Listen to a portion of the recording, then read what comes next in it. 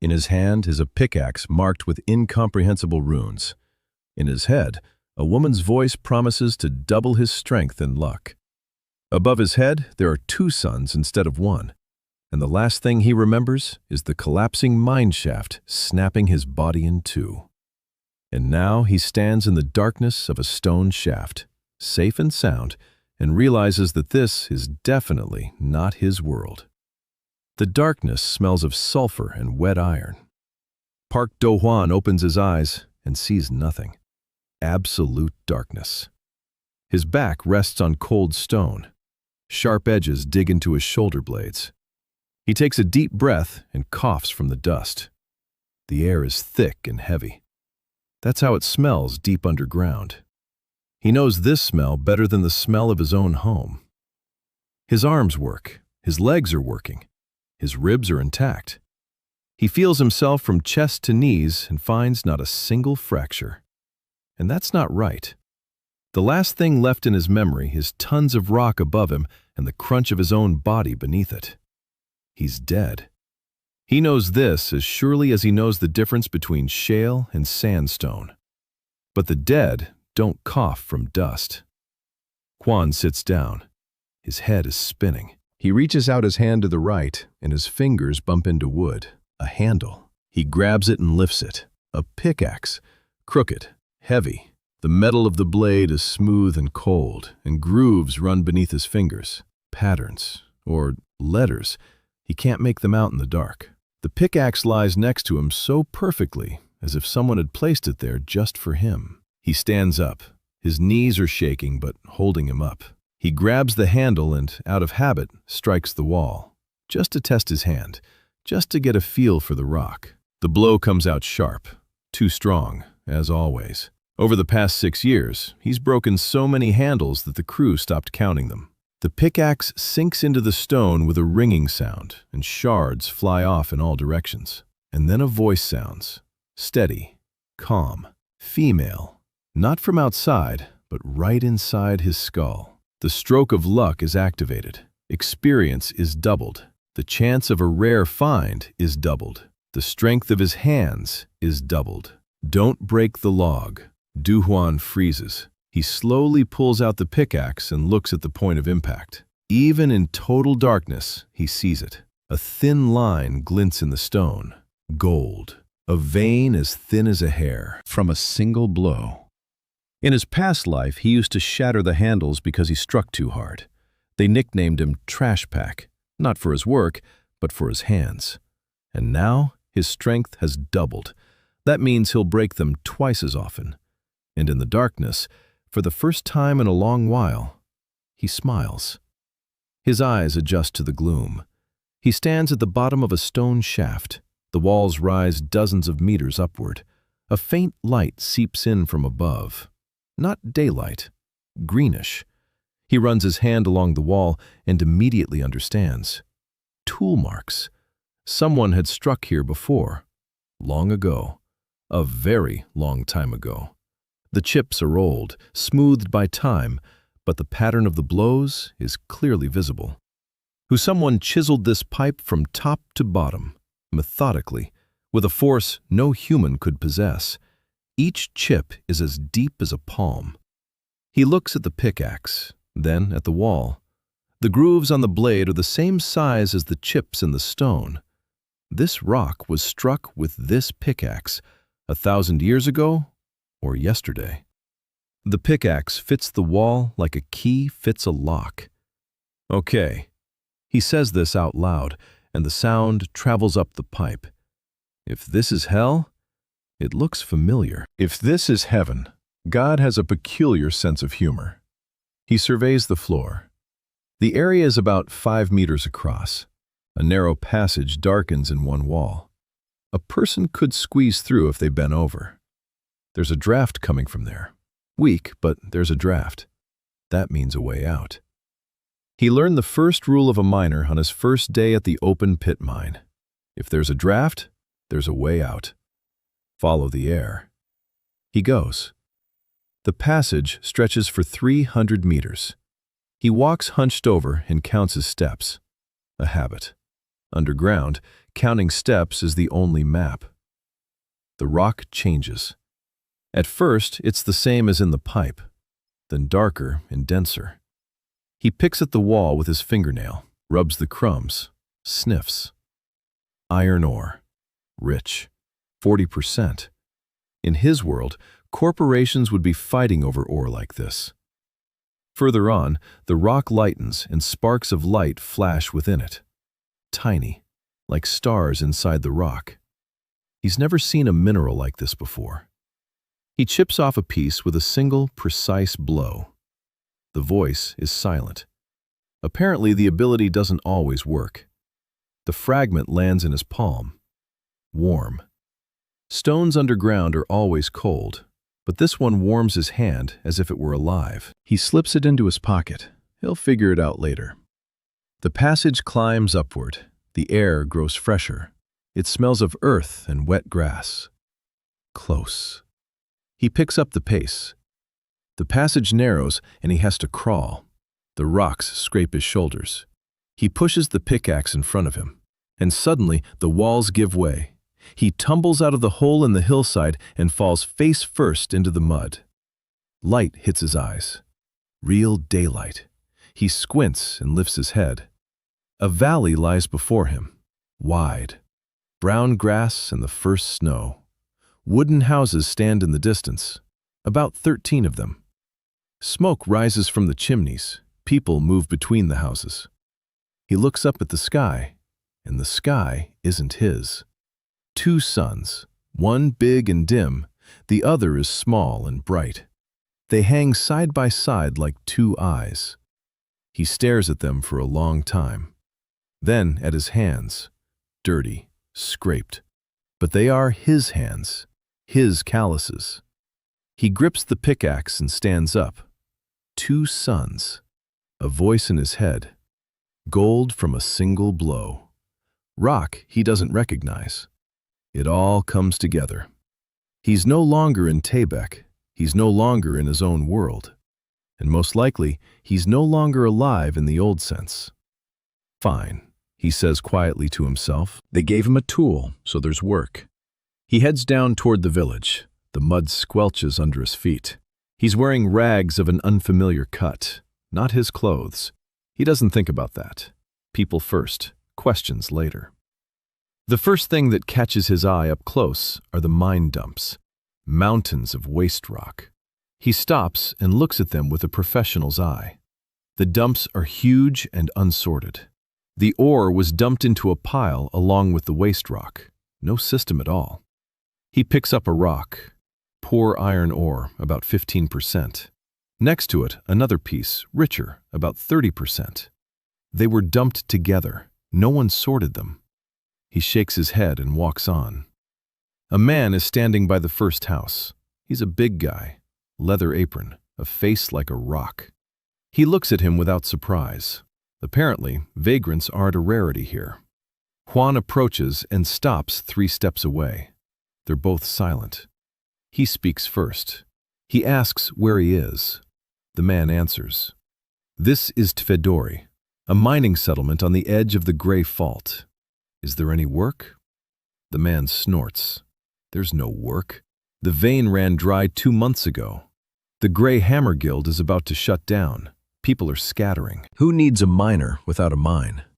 Who's in charge here? Foreman Cho, the house with the red roof. But he shouldn't go. The foreman is angry. The last crew left yesterday. He thanks him and heads for the red roof. Foreman Cho is a short, stocky man in his 50s. His gray hair is in a bun, tired eyes. He sits at a table in an empty hall and stares at the wall. In front of him is a piece of paper with a stamp. Dohwan enters and bows. The foreman looks him over. A ragged man with a crooked pickaxe, dirty, no belongings, no papers. Who is he? A miner. Where from? From far away. Do you have a guild badge? No. The foreman sighs. There's no work. The vein is dead. Work face number 7 of the 3rd Brigade has been declared empty. In a month, the guild will close. He can't feed another mouth. Dohwan listens in silence. Then he drops a single sentence. He wants to look at workface number 7.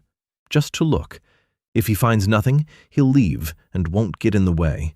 If he finds something, they'll talk. The foreman stares at him intently. Something's off about this guy. It's not arrogance, it's not desperation. It's calmness. The calmness of a man who knows exactly what he's capable of. The foreman waves his hand. Go, shaft 7, 3rd tunnel to the left. The ladder's rotten. Take the lantern at the entrance. Dohwan takes the oil lantern and descends. The ladder really is wobbly. The steps are rotten. There's no railing. He counts. 48. 12 meters deep, shallow. In his world, this is a trench, not a mine. 3rd tunnel to the left. A narrow opening. The support is old and wooden. He grimaces. The posts are crooked. The crossbeams are sagging. There's no lock between the post and the crossbeam. In his world, they'd revoke your license for support like this, but here they've been working with it for years. He reaches a dead end, a rock wall. He sets down his lamp and places his palm on the stone. Cold. He taps the wall with his knuckles, from left to right, top to bottom. Hollow, hollow, hollow. And suddenly, something slightly different, barely noticeable. On the right at the floor. He crouches down and shines the light. The rock here is slightly darker, slightly denser. He strikes, once. Right at that spot. A voice sounds. The stroke of luck is activated. The strength in his hands doubles. The rock cracks. Shards fly in all directions. He shines the light into the crack and freezes. A vein. Thin, but a vein. It runs at an angle. Not horizontally like the previous crews were drilling, about 40 degrees, to the northeast. 3 crews were hammering straight into the wall in front of them. No one thought the vein ran downward into the side. In his world, every first-year mining student knows that. No one here knows. He sits in the face for 40 minutes, taps out every meter, examines the rock, finds 3 spots where the vein comes close to the surface, memorizes everything, climbs back up, covered in dust, with a handful of rocks in his fist. The foreman is sitting there. Dohwan places the rocks on the table. This isn't a dud. There is a vein there. It runs at a 40-degree angle to the northeast, 3 meters from the last test pit. The previous crews were drilling in the wrong place. He needs 3 men and 2 weeks. If he lies, let them cut off his hand. If he doesn't, he'll lose 10% of the vein. The foreman looks at the rocks, then at the guy, then back at the rocks. He picks up a piece and turns it between his fingers. 30 years in the mine. He can tell the rock isn't empty. He just doesn't understand how this ragged kid found in 40 minutes what 3 crews couldn't find in 2 months. How does he know about the angle? The rock speaks if you know how to listen. The foreman is silent for a long time. Then he stands up. He'll give him 3 men, the very last ones, the ones with nowhere else to go. And 2 weeks. If you lie, they won't just chop off your hand, just kick you out into the cold. The executioner left last month. Dohwan nods. He needs a place to sleep, any place, and food, any food. He'll start tomorrow at dawn. The sergeant leads him to the barracks, a long, empty building with a dozen bunks. 9 are empty. An old man is sleeping on the 10th. Dohwan collapses onto the nearest bunk. The mattress is thin and smells musty. He puts the pickaxe next to it. He closes his eyes. 2 suns, a voice in his head, a vein at a 40-degree angle, a dying settlement, a foreman who gave up, a pickaxe with runes from the bottom of a stone pipe. He doesn't know where he is. He doesn't know why he's here. He doesn't know whose voice promises him a double. But one thing he knows for sure. There is ore beneath this village, and he knows how to get it. That's enough. First the ore, then the questions. He falls asleep with his hand on the pickaxe handle. At dawn, Dohwan was already standing at the mine entrance. The air was cold. Snow was falling in fine flakes. 3 workers arrived half an hour later. The first was Nam Su, a thin man in his 40s with sunken cheeks and hands that trembled from constant malnutrition. The second was Ho Jin, young, maybe 20, maybe younger, broad-shouldered but with the empty gaze of a man who doesn't believe tomorrow will be better than today. The third was Pei, just Pei, an old man in his 60s, the very one who had been sleeping in the barracks, one-eyed, with a cough that never stopped. Dohwan looked at them. They looked at him. No one expected anything good. Nam Su asked if it was true that he had found a vein in the 7th. Dohwan replied that it was true. Ho Jin asked why the 3 teams hadn't found it then. Dohwan replied that they had been digging in the wrong direction. Pei didn't ask anything. He just coughed and picked up his pickaxe. Dohwan nodded. All right. He said that before going down, they would do something. He asked Ho Jin to bring 4 long logs. He asked Nam Su to find a rope, a strong one, about 20 meters. He asked Bei to sit down and catch his breath. They looked at him as if he were crazy, a miner asking for logs and a rope before going down instead of grab a pickaxe and climb down. But they didn't argue. An hour later, everything was ready. Dohwan went down first. The other 3 followed him. He led them to face number 7 and set up a lamp. Then he did something no one in Twadori had ever seen before. He began setting up a support, a proper support, not crooked sticks propped up with stones, a strut frame, 2 posts, a top beam, a lock. He showed Ho Jin how to cut a groove at the end of a log. He showed Nam Su how to set a post at the right angle. He showed Bei how to drive a wedge between the top beam and the roof. They worked for 3 hours. Dohwan didn't touch the face. He was setting up the support. 4 frames, one after another. For the first time in its entire history, face in the hole number 7 had a proper roof. Nam Su touched the roof and shook his head. He said that in 20 years in the mine, he had never seen support installed like this. Dohwan replied that it wasn't magic, it was engineering. He explained the principle. The rock presses down from above. The support distributes the pressure onto the posts. The struts transfer the pressure to the ground. If the angles are correct, the frame holds 10 times more than a stick propped up by a rock. Nam Su listened with his mouth agape. Then Dohwan walked up to the face. He pointed out the crack from yesterday's blow. He indicated the vein's direction. He explained. The vein runs down and to the right, at an angle. They wouldn't be striking straight into the wall like those before them had done. They would be cutting the rock in steps, each step half a meter, following the vein, and on each step, a new support frame. Dohwan picked up a pickaxe. He stood in front of the wall. He took aim and struck. A voice in his head. The stroke of luck activated. The rock split cleanly. Dohwan struck with precision, every blow in the right spot. He wasn't just hammering at the wall like the local miners did. He worked like a surgeon. 3 blows, pause, inspection. 2 blows, pause, inspection. The rock fell away in layers. Half an hour later, the vein was exposed, just a palm's width wide. Dark metal glinted in the lantern light. Iron, good iron. Ho Jin stepped closer and whistled. He said that Chun's crew had been chiseling at this wall for a month and found nothing. Dohwan replied that Chun's crew was chiseling at the wall. He, however, was chiseling at the vein. The difference lay in a single word and 3 meters of direction. They worked until evening. Dohwan set the schedule. 2 hours of work, half an hour of rest, mandatory. Nam Su said that in Twadori, miners work until they drop. Dohwan replied that in Twadori, miners die until they drop. Now things would be different. During breaks, he made them drink water, eat, stretch their arms. Pei watched him out of the corner of his eye and said nothing. By the end of the first day, they had cut out 3 steps. The vein was widening. Dohwan could tell by the rock. With every meter they went deeper, the tunnel wall grew thicker. He didn't say it out loud. It was too soon. Let there be results first. On the second day, Dohwan did one more thing. He found a scrap of wood and a piece of coal, and he began to keep a record. He wrote down how much rock they had hauled out yesterday, How much of it was ore? How much was waste? How many hours they worked? How many hours they rested? He hung the board on the wall at the entrance to the tunnel. Namsu read it and asked what it was for.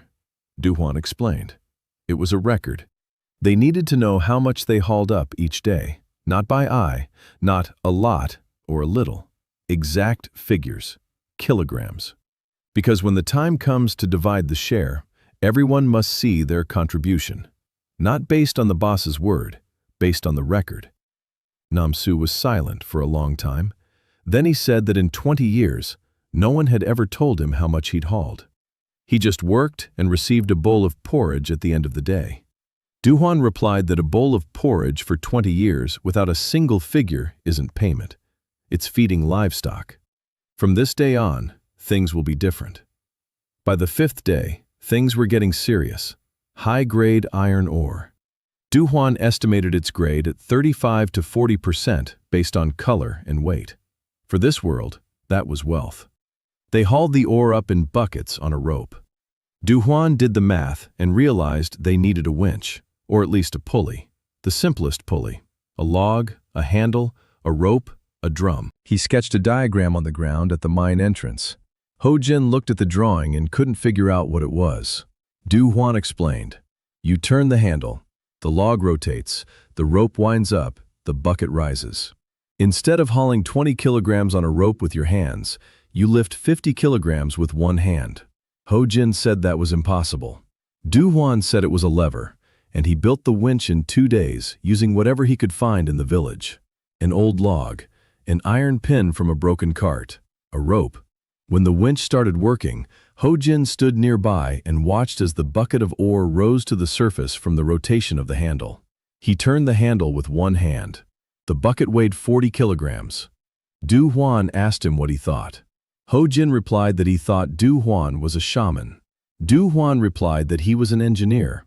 It was almost the same thing, only without the hat. By the 9th day, pit number 7 had yielded its first ton of pure iron in 6 months. Dohwan knew it wasn't pure. The ore required processing. But for Twidori, it was a miracle. Foreman Cho came to the dump and stared at the pile of ore for a long time. Then he looked at the logbook, then at Dohwan. He asked how much was there. Dohwan answered precisely, 1,120 kilograms of ore with an average iron content of 37%. Processing it would yield about 400 kilograms of metal. At the market in the nearest town, that's worth 12 silver coins per 100 kilograms, a total of 48 silver coins. Minus expenses for tools and food, net profit of about 40. Sergeant Cho was silent. 40 silver coins in 9 days. His best crew, in their best days, made that much in a month. And that's without any accounting. On the 10th day, life changed. Dohwan struck the rock, and the voice in his head sounded different. Luck strike activated. Chance of a rare find doubled. Critical find. The rock cracked, and something white glinted from beneath it. Not iron. Dohwan carefully cleared away the debris. Silver. A vein of silver ran through the iron vein like a thread through a rope. Dohwan sat down on the floor of the tunnel and stared for a long time at the white glint in the light of his lantern. Silver. In a village dying of poverty. On the 13th day, the silver vein was fully confirmed. It was thin, but stable. Dohwan carefully exposed 5 meters of it and documented every centimeter, direction, thickness, depth, grade. He recorded all of this on boards with charcoal. The first silver vein in the history of Twidori. Namsu sat by the wall of the tunnel face and said nothing. Ho-Jin was silent too. Bei coughed and spoke for the first time in 2 weeks.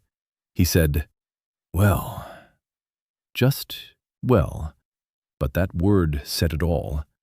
20 years of barren rock, 30 years of empty promises, and suddenly, silver. Dohwan climbed back up. He dusted himself off. He placed a piece of silver ore in front of Foreman Cho. The foreman took it. He turned it over. He looked at Dohwan. He stood up from the table. He walked out of the house, circled it, came back, sat down. He said that in 30 years there had been no silver in this village. In 30 years. He asked who Dohwan was, where he was from, how he had found what hundreds of miners before him had failed to find. Dohwan answered simply, he was a scrap miner, from another place. He didn't know how to do anything special. He just listened to the rock.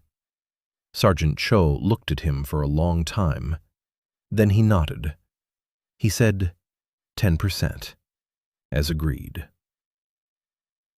And that starting tomorrow, Dohwan would get his own plot, his own, with the right to hire people and conduct mining on behalf of the Gray Hammer Guild. Dohwan bowed. He stepped out of the foreman's house and stood on the threshold. Snow was falling on Twidori, quiet white snow. People walked between the houses. Someone was carrying firewood. Someone was repairing a fence. An ordinary day in a dying village. Only the village was no longer dying. He didn't know that yet, but Dohwan knew. Beneath his feet lay a silver vein, and iron, and maybe something else, because the vein went deeper, and with every meter deeper, it grew richer. Dohwan took out of his pocket that piece of strange, warm rock he'd picked up in the passage from the fault. He turned it over in his fingers. The shimmering dots inside the stone glowed with a dim, greenish light. He didn't know what it was, not yet, but he knew one thing. If the rock was warm, it meant there was something beneath it, something alive. He put the stone back in his pocket and headed to the barracks. Tomorrow, the real work begins. Dohwan spent his first month in Twidori underground. He went down at dawn and came up after sunset. The silver vein turned out to be longer than he thought. It stretched 20 meters deep and showed no sign of ending. Dohwan followed it like a surgeon guides a scalpel along an incision line. Carefully, precisely. Not a single unnecessary strike. Every kilogram of rock was accounted for. Every gram of silver was recorded. His crew had grown to 5 people. 2 more had joined Namsu, Hojin, and Bae. Kangtae, a former farmer whose fields had been scorched by drought and who had come to Twidori because he had nowhere else to go. And Moon-hee, a woman, 35 years old, the widow of a miner who died in a cave-in last year. When she came to apply for a job, Namsu said they didn't hire women in the mine. Dohwan asked why.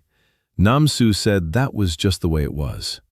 Dohwan asked, established by whom? Namsu didn't know how to answer. Dohwan gave Moon-hee a pickaxe and put her to work sorting ore upstairs. Within a week, she was sorting faster than anyone else. She had keen eyes. She could distinguish the ore's grade by color almost as well as Dohwan. He noticed this and transferred her to ore grading. She assessed the quality of every bucket brought up and recorded it in a log. Dohwan issued the first payslip at the end of the 3rd week. He gathered all 5 of them. He sat down at the table. He laid out the records and began to read. Namsu, 20 shifts worked, 420 kilograms of ore hauled, share of the sale, 3 silver and 20 copper. Ho-jin, 18 shifts, 380 kilograms, exactly 3 silver coins. Bae, 14 shifts, 210 kilograms, 2 silver coins. Kangtae, 12 shifts, 180 kilograms, 1 silver and 40 copper. Moon-hee, 20 shifts, sorting and grading 1,200 kilograms of ore, 2 silver and 60 copper. He placed the coins on the table in front of each person, in neat stacks. Namsu looked at his stack and didn't take it. Dohwan asked what was wrong. Namsu replied that in 20 years, this was the first time anyone had told him how much he had mined and how much it was worth. He didn't know what to do with it. Dohwan said it was his money. He had earned it. Every coin was backed by a record. Let him take it. Namsu took the coins. His fingers were trembling, not from the cold. Hojin grabbed his right away, silently, firmly. Bae took his slowly. He counted them. He nodded. Kangtae stared at the coins for a long time. Then he said quietly that with this money, he could buy seeds by spring. that he could return to the land. Dohwan replied that he could, but if he stayed, in 3 months he would buy not seeds, but an entire field. Kangtae stayed. Moon-hee took her coins and left in silence. That evening, Dohwan saw her by the well. She was washing her son's clothes. A little boy of about 5 sat nearby on a rock, in new boots. Dohwan said nothing. He turned away and went home. The pay stubs changed everything. 2 days after the first payment, 3 more men came to Dohwan. Miners who had left Twodori a month ago and had now learned that there was silver in the 7. They wanted to return. Dohwan said he would take them all, but on his terms: support, record-keeping, schedule, rest, pay stubs. Anyone who didn't agree could look for work elsewhere. All 3 agreed. By the end of the first month, the crew had grown to 8 people. Face number 7 was yielding ore consistently: silver, iron. Dohwan began thinking about the next step. Ore is good, but ore sold as is money lost on waste rock. In his world, he had seen how processing plants worked. He had seen crushers and washing tables and centrifuges. He couldn't build a centrifuge out of wood and stone, but crusher he could, and a washing trough he could. He started simple. He found a flat stone, a big one, a heavy one. He hewn it into the shape of a trough. He placed a second stone next to it, a smaller one, to serve as a mortar. They crushed the ore by hand, stone by stone. Then they washed it in the trough with water from the stream. The heavy silver settled to the bottom. The light, worthless rock washed away with the water. Primitive, slow, but the result amazed even Dohwan. The ore that Twodori had been selling for scrap was worth 5 times as much after washing. The silver content in the washed concentrate was 4 times higher than in the raw ore. Foreman Cho came to look at the trough and was silent for a long time. Then he asked why no one had thought of this before. Dohwan replied that anyone could have thought of it. It was just that no one had tried. Everyone was used to selling the ore as is. That's how their fathers did it. That's how their grandfathers did it. Why change it? Sergeant Cho nodded. He said that was true. That's how their grandfathers did it. And their grandfathers got pennies, and their grandsons got even less. He asked what else Dohwan could do. Dohwan replied that he could do a lot, but he needed materials: wood, iron, leather, and blueprints. The foreman asked what kind of blueprints. Dohwan replied that he would draw them himself. He needed paper. The foreman laughed, for the first time in a long while. He said that paper in Twodori was more expensive than silver. Dohwan replied that it wouldn't be for long. In the second month, Sorin arrived. Dohwan didn't know then that this day would change everything. He was standing at the mine entrance counting buckets of ore when a figure appeared on the road. A woman, young, in a tattered cloak, short hair, a smudge of soot on her right cheek. She was carrying a roll of something that looked like paper under her arm and looked as if she hadn't eaten in 3 days. She approached the first person she saw. It was Ho-jin. She asked where she could sell some blueprints. Ho-jin looked at her in bewilderment. What blueprints? She unrolled the bundle. Dohwan saw it out of the corner of his eye and stepped closer. It was a diagram on the paper. He stared at it, and his breath caught in his throat. A winch, a mine winch, with a gearbox, with a brake, with a cable tensioning system. The drawing was flawless. The lines were crisp. The dimensions were marked. The materials were labeled. It was the work of a professional. Dohwan looked at the woman. She was looking at him. Her eyes held equal parts pride and hunger. She said the drawing was worth 2 silver coins. Dohwan replied that it was worth 6. She fell silent. He repeated himself, 6 silver coins, and if she agreed, not only for the drawing but also for her to build this winch herself. So-rin, that was the name she gave, a former student of the Imperial Academy of Machinery, expelled in her 5th year with the explanation that a woman cannot keep the formula for torque in her head. Dohwan listened to this and made no comment. He said one thing: he needed a winch. She knew how to build winches. Nothing else mattered. So Rin stood before him, not knowing what to say. For the past 2 years, she had traveled from town to town, selling her blueprints for food. No one bought them. No one wanted blueprints from a woman, especially not from a woman who had been expelled from the academy.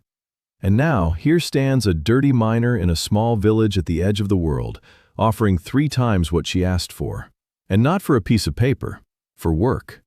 She asked where she would live. Dohwan pointed to the barracks. She asked where she would work. Dohwan pointed to the area by the mine entrance. She asked when to start. Dohwan said right now. So Rin spent a week building the winch. Dohwan assigned Ho Jin and Kang Tae to help her. She commanded them like a general. Tough, precise, no unnecessary words. On the 3rd day, Ho Jin told Dohwan that this woman was scarier than any cave-in. Dohwan replied that it was a compliment. The winch was assembled on the 7th day. A wooden frame, an iron shaft, a leather belt, a brake lever, a drum with a cable. So Rin checked it for half a day, tightening, adjusting, lubricating. Then she nodded. Done. Dohwan tied a bucket of ore to the rope, 80 kilograms. So Rin stood behind the lever. She turned it. The bucket went up, smoothly, easily. Dohwan timed it, 30 seconds. Before, they used to lift the bucket by hand in 5 minutes, and it weighed half as much. Productivity had tripled in a single day with a single winch. Dohwan turned to So Rin. She was standing next to the machine, looking at it the way a mother looks at a child who has taken their first step. Dohwan said he needed a nameplate. So Rin asked what kind. Dohwan said there should be a plaque on the winch with the name of the person who built it. So Rin, master engineer. So Rin didn't answer. She turned away and silently went back to her barracks. Ho Jin said she was probably offended. Dohwan replied that she wasn't. She's crying, and she doesn't want anyone to see. The next day, the winch was hanging on the winch. So Rin, master engineer, Tuadori Mine, winch number 1. Dohwan nailed it up himself, with nails, straight. So Rin saw the plaque in the morning and stood in front of it for 10 minutes. Then she came to Dohwan and said she had more blueprints, a crushing table, a ventilation duct, a water pump. Dohwan said he needed everything. So Rin asked on what terms. Dohwan replied, 10% of the increase in productivity that her machines provide, for life, with a record in the ledger. So Rin looked at him. Then she asked quietly if he was serious. Dohwan replied that he was always serious when it came to numbers. By the end of the 2nd month, the Tuadori mine was unrecognizable. The winch was working. A crushing table stood at the entrance. A ventilation duct made of bullhide and wooden frames supplied fresh air to the working face. Support structures stood on every level. Dohwan introduced 3 8-hour shifts instead of one endless one. Each shift had a foreman. Every foreman kept a log. Dohwan personally checked each logbook every evening. The settlement began to come alive. People were returning. 10 people in the first week, 15 in the second. Rumors of silver in Tuadori spread through the region like smoke. Dohwan knew this was just the beginning, and he knew that soon it wouldn't just be the neighboring villages that would hear about it. He sat in the bar that evening and looked over his records. So Rin sat nearby, sketching a new mechanism. They didn't speak. They simply worked side by side. Behind the wall, Pei was coughing. Ho Jin was snoring. Moon Hee was quietly singing a lullaby to her son. Dohwan jotted down the month's totals in his notebook. 12 tons of ore had been mined, 400 grams of pure silver, 8 tons of enriched iron. The guild's income was 120 silver coins. Expenses were 40. Net profit was 80 silver coins for the month. For Tuadori, these were incredible figures. For Dohwan, it was just the beginning. He closed the notebook and looked at the pickaxe. It stood against the wall, crooked, with runes, warm to the touch. He still didn't understand what it was, where the voice came from, why the doubling. But that could wait. Business first, secrets later. The 3rd month began with a blow from the pickaxe that changed everything. Dohwan descended to the lower level of face number 7. The silver vein ran deeper and deeper. He followed it day after day, step by step. support beam by support beam. That day, he reached a depth of 30 meters. It was the deepest level in the history of the Twodori mine. The air was heavy despite the So-Rin ventilation shaft. The lamp burned dimly. Dohwan stopped in front of the wall and placed his palm on the stone. Warm. The rock was warm, just like that stone from the rift. He tapped the wall. The sound was different, not hollow, ringing, as if there were a void behind the wall, or something denser than ordinary stone. Dohwan picked up a pickaxe. He took aim. He struck. A voice in his head. Luck strike activated. A critical find. The stone split open, and light poured out of the wall, bluish, bright. Dohwan took a step back and shielded his eyes with his hand. When his eyes adjusted to the light, he saw it. A crystal, the size of a fist, embedded in the rock. It glowed from within with an even blue light, warm, alive. A mana crystal. Dohwan didn't know that word, but he knew that a warm stone that glows in the dark is valuable in any world. He carefully chipped away at the rock around the crystal, pulled it out, placed it in his palm. The crystal warmed his hand. The light pulsed, slowly, like a heartbeat. Dohwan climbed to the surface and showed the crystal to Sergeant Cho. The sergeant turned pale. He sat down on a bench and couldn't speak for a long time. Then he said one word, mana. Dohwan asked what it was. The sergeant explained. Mana crystals are fuel for everything. Lamps, furnaces, weapons, golems, machinery. A single crystal like this goes for 50 gold pieces on the market. 50 gold pieces is the annual income of an average baron. Dohwan looked at the crystal, then at the sergeant. He asked how many he estimated were down there. The sergeant said that if there was one, there might be 10. Dohwan replied that judging by the rock structure, there weren't 10. There was a vein. A whole vein of mana crystals. Sergeant Cho closed his eyes. He sat like that for a minute. Then he opened them and said that Dohwan needed to be very careful. Because if word got out, it wouldn't be merchants who came here. Armies would come here. Dohwan nodded. He had already thought about that. Mana crystals aren't silver.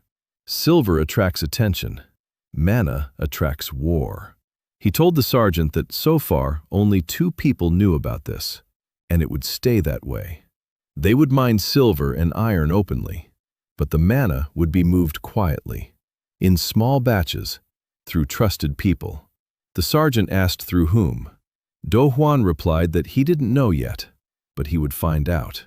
He returned to the barracks and sat down with his notebook. He needed a plan, a serious plan, not for a month, for a year. For 2. He wrote until morning, numbers, diagrams, calculations. How much ore could be extracted in a month? How many crystals could be mined safely? How many people were needed? How much it would cost to build a wall around the mine? How much it would cost to hire security? So-Rin came in the morning and saw him at the table. His eyes were red. The notebook was filled with writing. She asked what had happened. Dohwan paused. Then he said he had found mana crystals. So-Rin dropped the blueprint she was carrying. She picked it up. Her hands were shaking. She asked if there were many. Dohwan replied that there were many. So-Rin sat down next to him, quietly. She said that if that was the case, they needed protection. Serious protection. Not a fence or a lock. People, weapons, walls. Dohwan nodded. He knew. But first, something else. First, they had to make sure Twodori became impossible to destroy. Not with weapons, with paper. He explained. In this world, there is a law. If a mine is registered as guild property and the guild pays imperial taxes, it can only be confiscated by a decision of the imperial court. And court takes time and money and requires evidence. So the first thing they do is register the guild by the book, with a seal, with a charter, with accounting that can't be tampered with. So Rin asked how he knew imperial law. Dohwan replied that he didn't know, but Sergeant Cho did. They called for the sergeant. He confirmed it. Registering the guild costs 10 gold pieces. That's more than Tuadori's entire monthly income. But if they sell 3 mana crystals quietly on the black market, it'll be enough. Dohwan shook his head. Not the black market. The black market leaves traces. Traces lead to questions. Questions lead to people with swords. He'll sell the silver, legally, openly, at market price. A month's work would yield enough silver for registration. Dohwan gathered everyone, 8 workers, including Rin, the foreman. He stood before them and spoke, calmly, quietly. He said that from this day forward, the Grey Hammer Guild would become something greater. He proposed a new name, Pickaxe and Notebook. The name was strange. The miners exchanged glances. Dohwan explained, the pickaxe is their hands. The notebook is their heads. Hands without a head is slavery. A head without hands is idle talk. Together, it is strength. Namsu asked why they should change the name. Dohwan replied that Grey Hammer was a name born in poverty and dying in poverty. Pickaxe and Notebook was a name they would build themselves, from day one, with a clean slate. Foreman Cho was silent. Then he nodded. He said he agreed. Moon Hee was the first of the workers to agree. Ho Jin followed her. Pei followed him. Nam Su was the last to agree. He said he didn't care what the guild was called. The main thing was that the payroll remained. Dohwan replied that the payroll would remain forever. This is the first rule of the Pickaxe and the Notebook. A week later, Sergeant Cho traveled to the county seat with a sack of silver and a stack of documents. Dohwan had spent 3 nights writing these documents: the guild's charter, the membership list, and the financial report for the past 2 months. Every figure was backed up by records. Every entry was dated. When the county registrar opened the folder, he read for an hour. Then he looked up and asked who had written it. The foreman replied that it was the mine foreman. The registrar said that in 20 years of service, he had never seen such accounting from a mining guild. Usually they bring a dirty scrap of paper with a cross instead of a signature. But here was a complete balance sheet broken down by account. The seal was affixed that very day. The Pickaxe and Notebook officially existed, with all rights, with all the protections of imperial law. Dohwan received the news that evening when the foreman returned. He took the seal in his hands, heavy, bronze, with the guild's name. He turned it over in his hands and put it away in the desk. Then he sat down and wrote it in his notebook. The cost of registration was 12 gold pieces, including travel expenses and fees. Season 3, Month 1. The Pickaxe and Notebook Guild established. That same evening, 3 horsemen rode up to the mine. Fine horses, fine clothes, swords at their belts. They dismounted at the entrance and asked who was in charge here. Ho Jin called for Dohwan. The leader of the horsemen was a tall man with a slender face and a gold ring on his little finger. He introduced himself as a trade intermediary of the 7 Hammers Guild.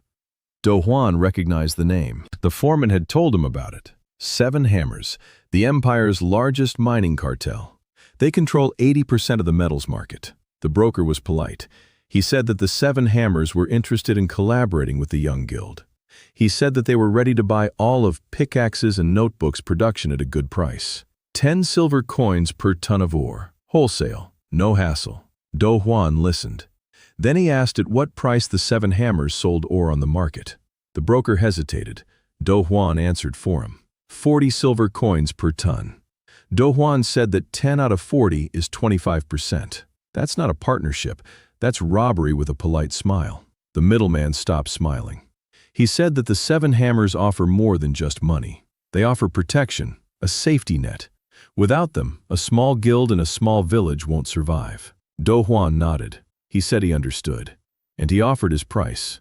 30 silver pieces per ton, pickup only, with a quality guarantee and a certificate of content. The middleman laughed. He said that the 7 Hammers don't haggle with country folk. Dohwan replied that Pickaxe and Notebook is not a village guild. It is registered under imperial law. It has a seal and complete accounting records. It can sell ore directly to any buyer in the empire, without middlemen. He took the seal out of the desk and placed it on the table. Next to it, he placed a copy of the charter. Next to that, a financial report. The middleman looked at the documents. The smile vanished completely. He gathered the papers. He said he would pass on the answer. He mounted his horse and rode off. So Rin stood by the door and listened. When the riders had disappeared, she approached Dohwan and quietly said that he had just declared war on the Seven Hammers. Dohwan replied that he hadn't. He had offered a fair deal. They had refused. This wasn't war. It was business. So Rin said that for the Seven Hammers, business and war were one and the same. Dohwan nodded. He knew that too. But there was no turning back. Monocrystals lay at their feet. Silver flowed from the mine face. People were receiving their pay stubs. The city was coming to life. Giving all this up for 10 silver coins per ton was impossible. He opened his notebook and wrote, "Contact with the Seven Hammers Guild. Offer rejected. Expected reaction. Pressure. Timeline, 2 weeks to 2 months. Prepare. Walls, documents, supplies, people." He closed the notebook and looked out the window. Snow was falling on Tvedori, on the mine yard, on the winch, Sorin with a sign, on the piles of sorted ore, on the foreman's house with the red roof. A small world, fragile, his. Not his by birthright, his by right of work, by the right of every pickaxe blow, by the right of every line in the notebook. Dohwan stood up and went into the mine. He needed to strike the rock. His multiplier would reset to 0 if he didn't go down into the mine every 3 days. And tomorrow was the 3rd day. He went down. He picked up the pickaxe. He struck. A voice in his head. Luck strike activated. The rock split. A mana crystal fell from the wall and landed in his palm. Warm, blue, glowing. Dohwan put it in his pocket. 1 strike, 1 crystal. He smirked in the darkness. A trash miner from Tibet. In a world where the gods haven't reached the bottom. Nothing. He will. The Seven Hammers responded 3 weeks later. Not with swords, not with fire, with paper. An official from the county chamber arrived in Tvedori, fat, in a silk robe. With 2 assistants and a stack of documents, he introduced himself as the mining inspector.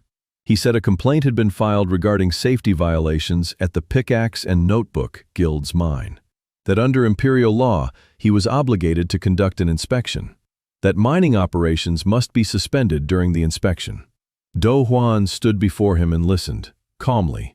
He asked who had filed the complaint. The inspector replied that this was confidential information. Dohwan nodded. He said that conducting an inspection was the inspector's right, and he invited him into the mine, personally. The inspector turned pale. He said that going down into the mine wasn't necessary. A review of the documentation would suffice. Dohwan said the documentation was on the table, and he opened the notebook. The inspector read for 2 hours.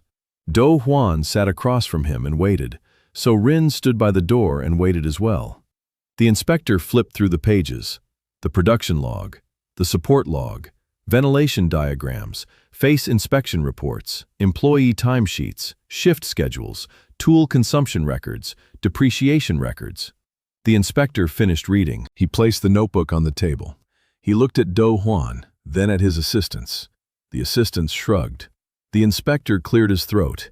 He said the documentation was in order, that he hadn't seen records like these in 15 years of service, that he had no complaints, that the inspection was over.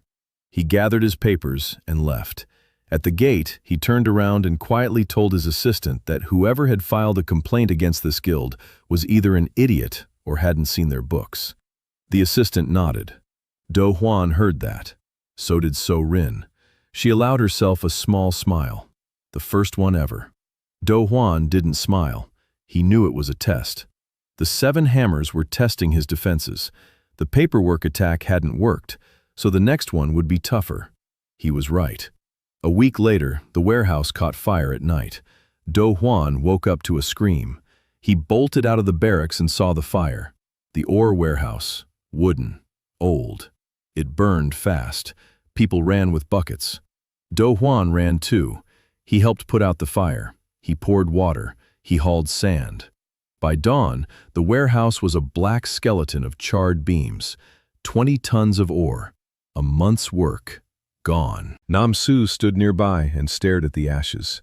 Ho-jin sat on the ground and said nothing. Moon-hee was crying, quietly, with her hands covering her face. Do-hwan surveyed the ruins. He found what he was looking for. At the base of the wall, a charred piece of oil-soaked cloth. Arson. He wasn't surprised. He turned to the people and said 3 things. First, the ore is lost. That's bad. Second, no one was hurt. That's good. Third, the new warehouse will be made of stone, and it won't catch fire. Nam-su asked what kind of stone. Do-hwan pointed to the mine dump. Waste rock. Thousands of tons. They'd been dumping it for years. Now it will go into the walls. Do-hwan sketched the new warehouse all day. Stone walls, 1/2 meter thick. A roof of stone slabs on wooden beams coated with clay. Ventilation openings under the roof. Iron doors. So-rin added a drainage channel around the perimeter to the design so water wouldn't flood the foundation. The whole village built it. 2 weeks. They hauled stone from the dumps, cut it into blocks, stacked it. Do-hwan worked alongside everyone else. He hauled stones. He mixed mortar. His hands were covered in blood from the sharp edges. So-rin saw this once and silently brought him gloves, rough ones, leather ones. She said that no one needed a mine foreman without fingers. Do-hwan put on the gloves. The new warehouse was completed in 2 weeks. Stone, heavy, sturdy. Do-hwan moved all the mined ore into it, and the crystals. The mana crystals lay in a separate box, 8 of them. He mined them at a rate of 2 or 3 a week, secretly, on the lower level. No one but the foreman and So-rin knew. So-rin found out by accident. She went down to the lower level to check the ventilation and saw Do-hwan pulling a blue crystal out of the wall. She froze. Do-hwan turned around. They looked at each other in the blue light. So-rin asked how long he'd been doing it. Do-hwan replied since the 3rd month. So-rin asked why he hadn't told her. Do-hwan replied that the fewer people who knew, the safer it was. So-rin was silent for a moment. Then she said she understood, and that now she knew too, and she would keep quiet. But she needed 2 crystals for a project. Do-hwan asked what kind of project. So-rin replied that it was for a mana drive, a mechanism that uses crystal energy instead of muscle power. A mana-driven winch would lift not 80 kilograms, but 500. Do-hwan gave her 2 crystals, no questions asked. The warehouse fire had one more consequence. Do-hwan realized he needed guards, real ones, not Ho-jin with a stick at the gate, people who know how to handle weapons. And then Yun-ara appeared.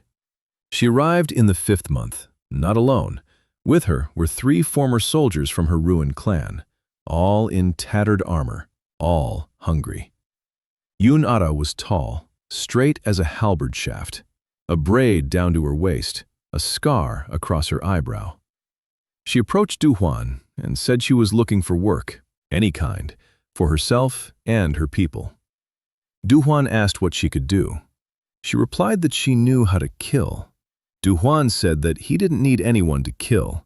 He needed to make sure no one got killed. Ara blinked. She hadn't expected that answer. Do-hwan explained.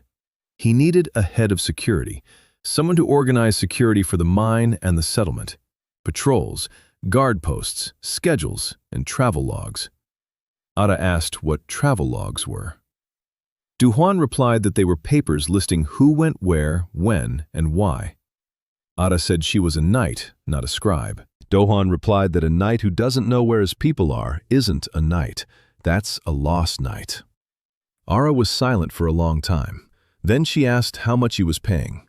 Do-hwan named a figure, 5 silver coins a month for her, 3 for each of her soldiers, plus food, plus lodging, plus a payslip. Ara asked what a payslip was. Do-hwan smiled. He replied that it was a document that says you're not a slave. Ara agreed that very same day. She moved into the barracks. Her soldiers took up their posts. 3 days later, Ara came to Do-hwan with a sheet of paper. On it was the patrol schedule, posts, routes, guard change times. Do-hwan looked at it and nodded. He asked how she knew how to draw up a schedule. Ara replied that her family had served the emperor for 1,000 years. She knows everything a soldier knows, but she doesn't know how to fill out paperwork. She's learning, though. Dohwan said she was a quick learner. Ara didn't answer, but the tips of her ears turned red. Dohwan noticed this and said nothing. With Ara's arrival, the village became safer. Patrols went out day and night. The 3 soldiers were experienced, battle-hardened. One had lost 3 fingers in combat. Another limped on his left leg. The third was deaf in one ear. But all 3 knew their business. Ara drove them like dogs, and they obeyed. Not out of fear, out of respect. She was a knight to the core, strict, fair, silent. Dohwan looked at her and thought that in another world she would be an officer.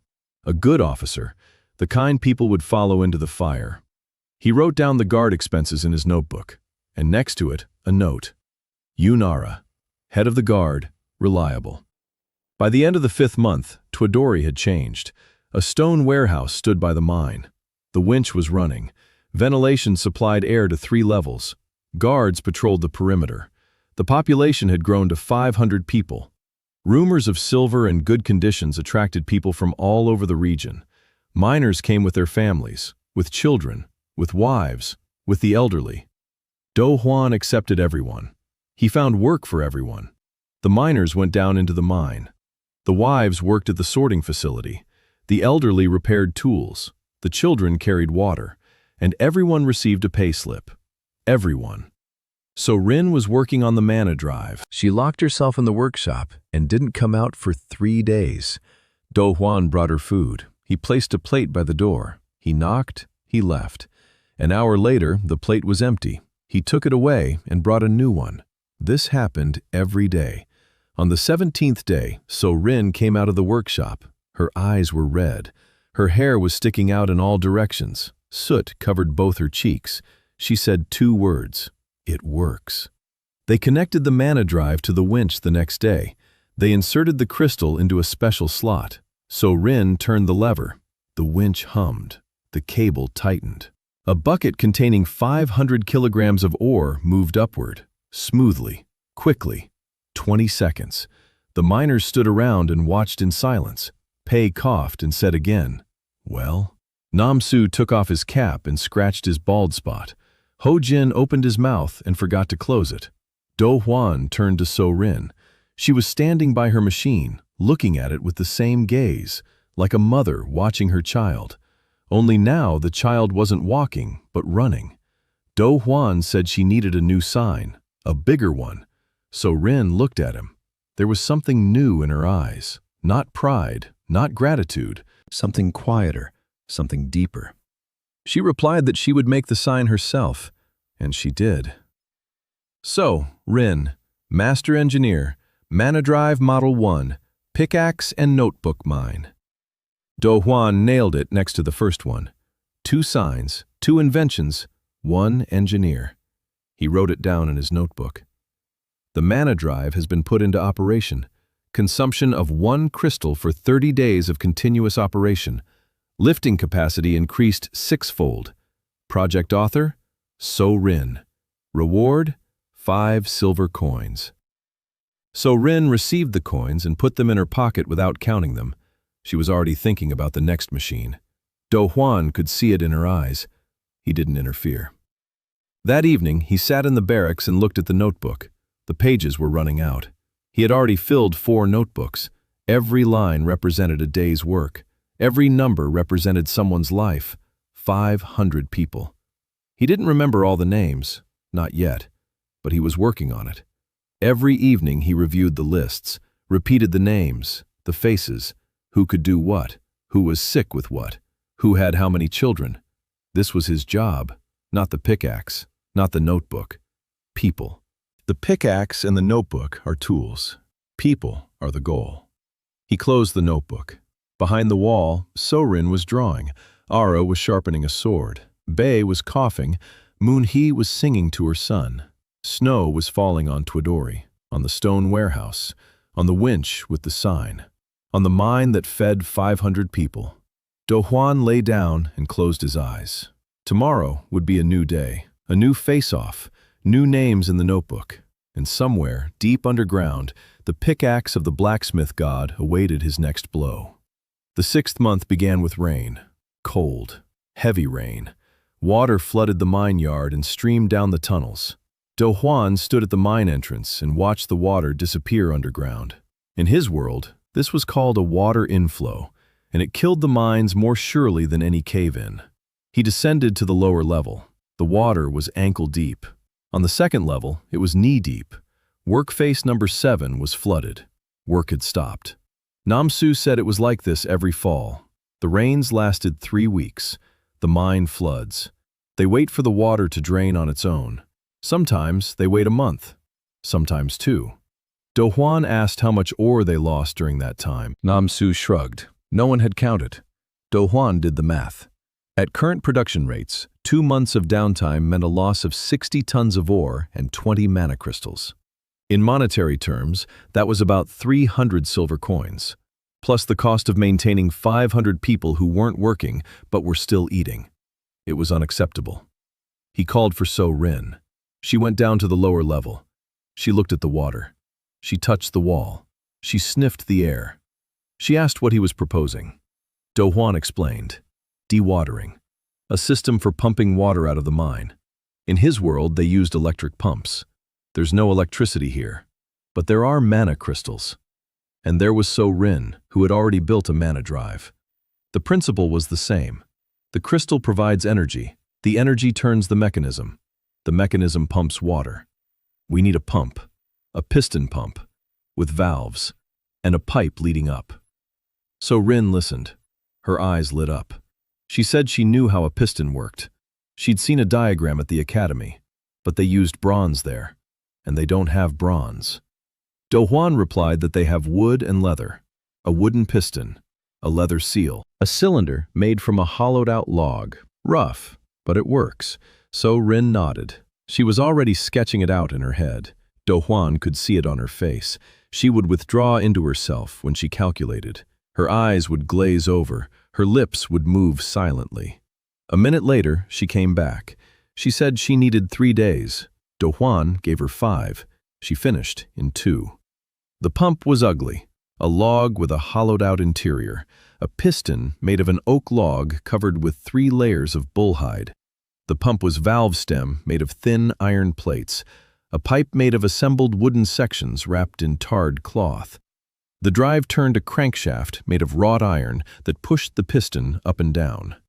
When they started it up, the miners gathered to watch. So-Rin turned the lever. The crystal lit up. The shaft began to rotate. The piston moved, and water gushed from the pipe to the surface. Murky, reddish, smelling of iron, it poured out in a torrent, 20 liters a minute. So-Rin stood nearby and counted. An hour later, the flow rate hadn't dropped. After 3 hours, the water level on the lower horizon had dropped by a hand's width. By evening, workface number 7 was dry. Dohwan went down. His feet weren't wet. The floor was dry. The walls were damp but not wet. He ran his hand over the rock. He smiled. He went back upstairs.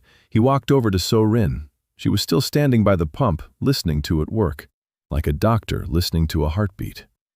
Dohwan said she needed a 3rd plaque. So-Rin replied that she had run out of space on the wall. Dohwan replied that he would build her a new wall. So-Rin snorted, but the corner of her mouth twitched upward. It was almost a laugh, the sound closest to laughter he had ever heard from her. It rained for 3 weeks. The Pickaxe and Notebook mine didn't stop for a single day. All the other mines in the area stood flooded. Their workers sat idle and penniless. Word of the prosperity spread quickly. By the end of the rains, the foremen of 3 neighboring mines came to Dohwan, small guilds, poor ones. They asked to buy the pump, or at least the blueprints. Dohwan didn't sell. He offered something else, a partnership agreement. Pick and Notebook would provide the pump for free. In exchange, the partner guild would sell ore exclusively through Pick and Notebook, at a fair price, with accounting and pay stubs for the workers. 2 foremen agreed immediately. The 3rd thought about it for 3 days. Then he agreed too. Within a month, Pickaxe and Notebook had transformed from a single mine into a trading hub for 4. Dohwan controlled the volume, the quality, the prices, all through the Notebook. Twadori's population had surpassed 1,000. New people arrived every day. Families, lonesomes, vagabonds, artisans. A blacksmith named Park Cho set up a forge by the road and began forging tools from local iron. Potter Wang opened a workshop. 2 women from a neighboring village brought a loom. Twadori was ceasing to be a settlement. It was becoming something bigger. Dohwan saw this, and he knew it was time. He convened a council, the first real guild council. Seated at the table were he, Chief Cho, So Rin, Yun Ara, and Che Yuna, the chief's daughter, 19 years old, small, quiet, wearing round mountain crystal glasses that Dohwan had ordered for her from a traveling glassmaker when he noticed she was squinting over her books. Yuna kept the guild's ledger, 3,000 entries, every one flawless. Dohwan taught her the accounting system himself. She picked it up instantly. Numbers were her language. She thought in numbers, just as So Rin thought in mechanisms. Dohwan placed a map on the table, a rough one, drawn by hand. Twadori in the center, 4 mines around it, roads, rivers, forests, mountains. He said Twadori needed city status, official, with a city charter, with the right to walls and a market and a court. Sergeant Cho asked why. A village is a village. A city is taxes and obligations. Dohwan replied that a village is something that can be burned down overnight. A city is something you have to besiege. The difference isn't in taxes. The difference is in the walls, and in the right to build those walls. For a city charter, 3 things are needed. A population of over 1,000, check. A steady source of income, check.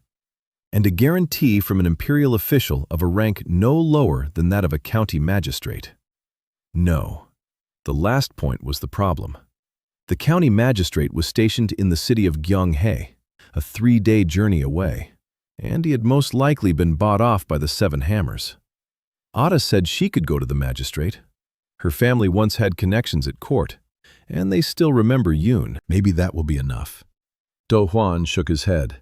A name without money is just an empty sound, and they don't have the money for a bribe for the judge, and they won't, because they don't give bribes. So Rin asked what then? Dohwan replied that the judge isn't the only way. There is another, the imperial auditor. Once a year, the auditor travels through the county and inspects new businesses.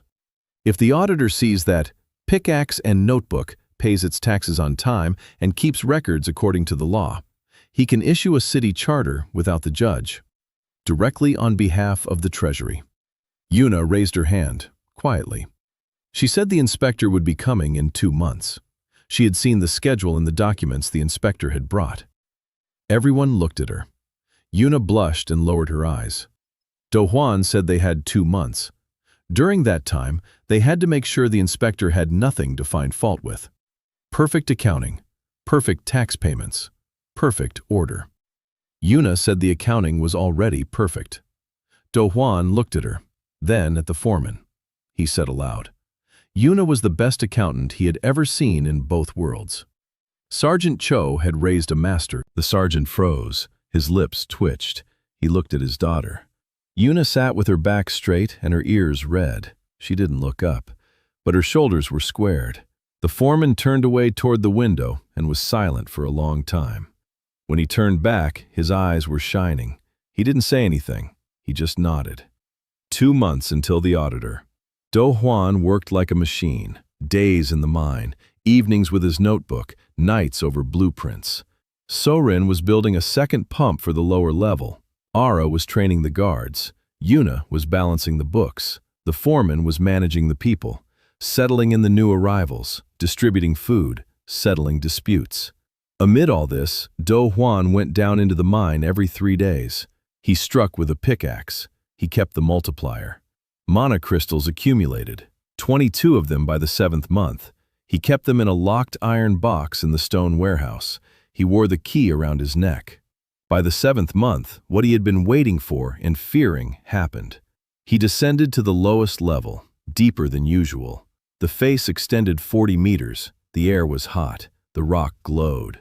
Monocrystals jutted from the walls like teeth, blue, green, one was red. Dohwan stopped in front of the red crystal and placed his hand on the rock. Hot, really hot, like a stove. He struck it with his pickaxe. A voice in his head. Luck strike activated. Critical find. Maximum multiplier. The wall split open, and beyond it was emptiness. A chamber, a large one. Dohwan squeezed inside. The lantern illuminated the space. A cave the size of a house. The ceiling 5 meters above his head. The walls were studded with crystals. Hundreds, thousands. They glowed so brightly that the lantern was no longer needed. But that wasn't what made Dohwan stop. In the center of the cave stood an anvil. Stone, huge, chest high. A hammer lay on it. Not a pickaxe, a hammer. Heavy, black, with runes all over the handle. Next to the anvil, there was a crack in the floor. Deep. Heat was coming from it, and light. Orange. Alive. Dohwan stepped to the edge and looked down. The crack stretched into infinity. Somewhere far below, something was pulsing. Hot, powerful, like the heart of the earth. He stepped back. He looked at the hammer, then at his pickaxe. The runes were identical. The inspector had arrived 2 days early. It was an old trick. Show up without warning. Catch them off guard. Catch them red-handed. Dohwan knew these tricks. At the open-pit mine near Tibet, inspectors from the agency would arrive the same way, early in the morning, without a phone call. The difference was that in Tibet, the bosses would hide the violations an hour before the inspection. But Dohwan had nothing to hide. The inspector was a gaunt old man in a black coat with the imperial coat of arms on his belt buckle. His name was Kim Dae-sung. He arrived on horseback, alone, no assistance. That meant he was serious. Assistants are needed by those who can't count for themselves. Kim Dae-sung knew how to count. Dohwan met him at the gate. He bowed. He introduced himself. Mine foreman and head of the Pickaxe and Notebook Guild. The auditor nodded. He asked if he could see the books. Dohwan led him into the office. A new building, stone, designed by So Rin, built by Ara, furnished by Yuna. Inside, it was clean. A desk, chairs, shelves. 4 notebooks on the shelves. The ledger, the production log, the expense log, the employee roster. Dohwan placed them in front of the auditor and sat down across from him. Yuna stood nearby with additional records. The auditor opened the first notebook. He read slowly, traced his finger along the lines, checked the numbers. He turned the pages. Sometimes he stopped and went back 3 pages. He cross-checked. An hour later, he opened the second notebook. 2 hours later, the third. 3 hours later, the fourth. Dohwan sat and waited. He wasn't nervous. He knew every number in those notebooks, every single one, because he had written them himself. And then Yuna had double-checked them, twice. The auditor closed the last notebook. He put his hands on the table. He looked at Dohwan, a long look. Dohwan held his gaze calmly. The auditor asked who had taught him to keep records. Dohwan replied that he had taught himself. The auditor asked where. Dohwan replied that it was somewhere else, far away. The auditor snorted. He said that in 30 years of service, he had audited 400 mining guilds. 3/4 of them kept no records at all. The remaining quarter kept records so poorly that he wanted to wash his eyes out after reading them. But here, he tapped his finger on the notebook. Here, there are double entries, separate accounts by category, tool depreciation, bonus fund, pay stubs for every worker, including women and the elderly. He said he felt like crying from the beauty of it. Dohwan replied that there was no need to cry. Better to award a city certificate. The inspector looked at him. Then he laughed. The dry, creaky laugh of an old man who had seen it all and didn't expect to see anything new. He said the certificate required an inspection. Dohwan suggested inspecting the mine. The inspector agreed. They went down. The inspector walked slowly. He looked at the support. He touched the posts. He tapped the roof beams. Dohwan explained. The strut frame, the principle of load distribution, the angle of the struts, the interlocking joints. The inspector listened in silence. On the second level, he saw a pump. He stopped. He watched for a long time as the piston moved up and down and water flowed up the pipe. He asked who had built it. Dohwan pointed to the plaque. So Rin, master engineer. The inspector read the plaque. Then he turned to Dohwan and asked if it was a woman. Dohwan replied that it was. The inspector was silent for a moment. Then he said that the academy had lost more than it thought. They went upstairs. The inspector inspected the winch, the crushing table, the washing troughs, the sorting area, the warehouse, the guard barracks, the office. He saw everything. He counted everything. The same mechanism was at work in his mind as in Dohwan's, only slower and from a different angle. By evening, the inspector sat down at a desk in the office and took out a blank sheet of paper bearing the imperial seal. He wrote, "The city of Shinmei, formerly the village of Twadori, Gimhae County. The charter granting city status is issued based on an inspection and review of documentation. Population, 1,203. Source of income, mining. Mayor, Master Park Dohwan. The pickaxe and notebook." He affixed the seal, signature, date. He handed it to Dohwan. Dohwan took the charter. He read it. The name, Shinmei, New Vein.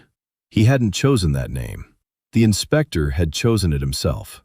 Dohwan asked why Shinmei. The inspector replied that Twadori was the name of a dead place, but this was a living place. Let the name reflect that. Dohwan bowed. The inspector gathered his things. Before leaving, he turned around and said one thing quietly. He said that the 7 hammers already knew about the silver, and soon they would find out about everything else.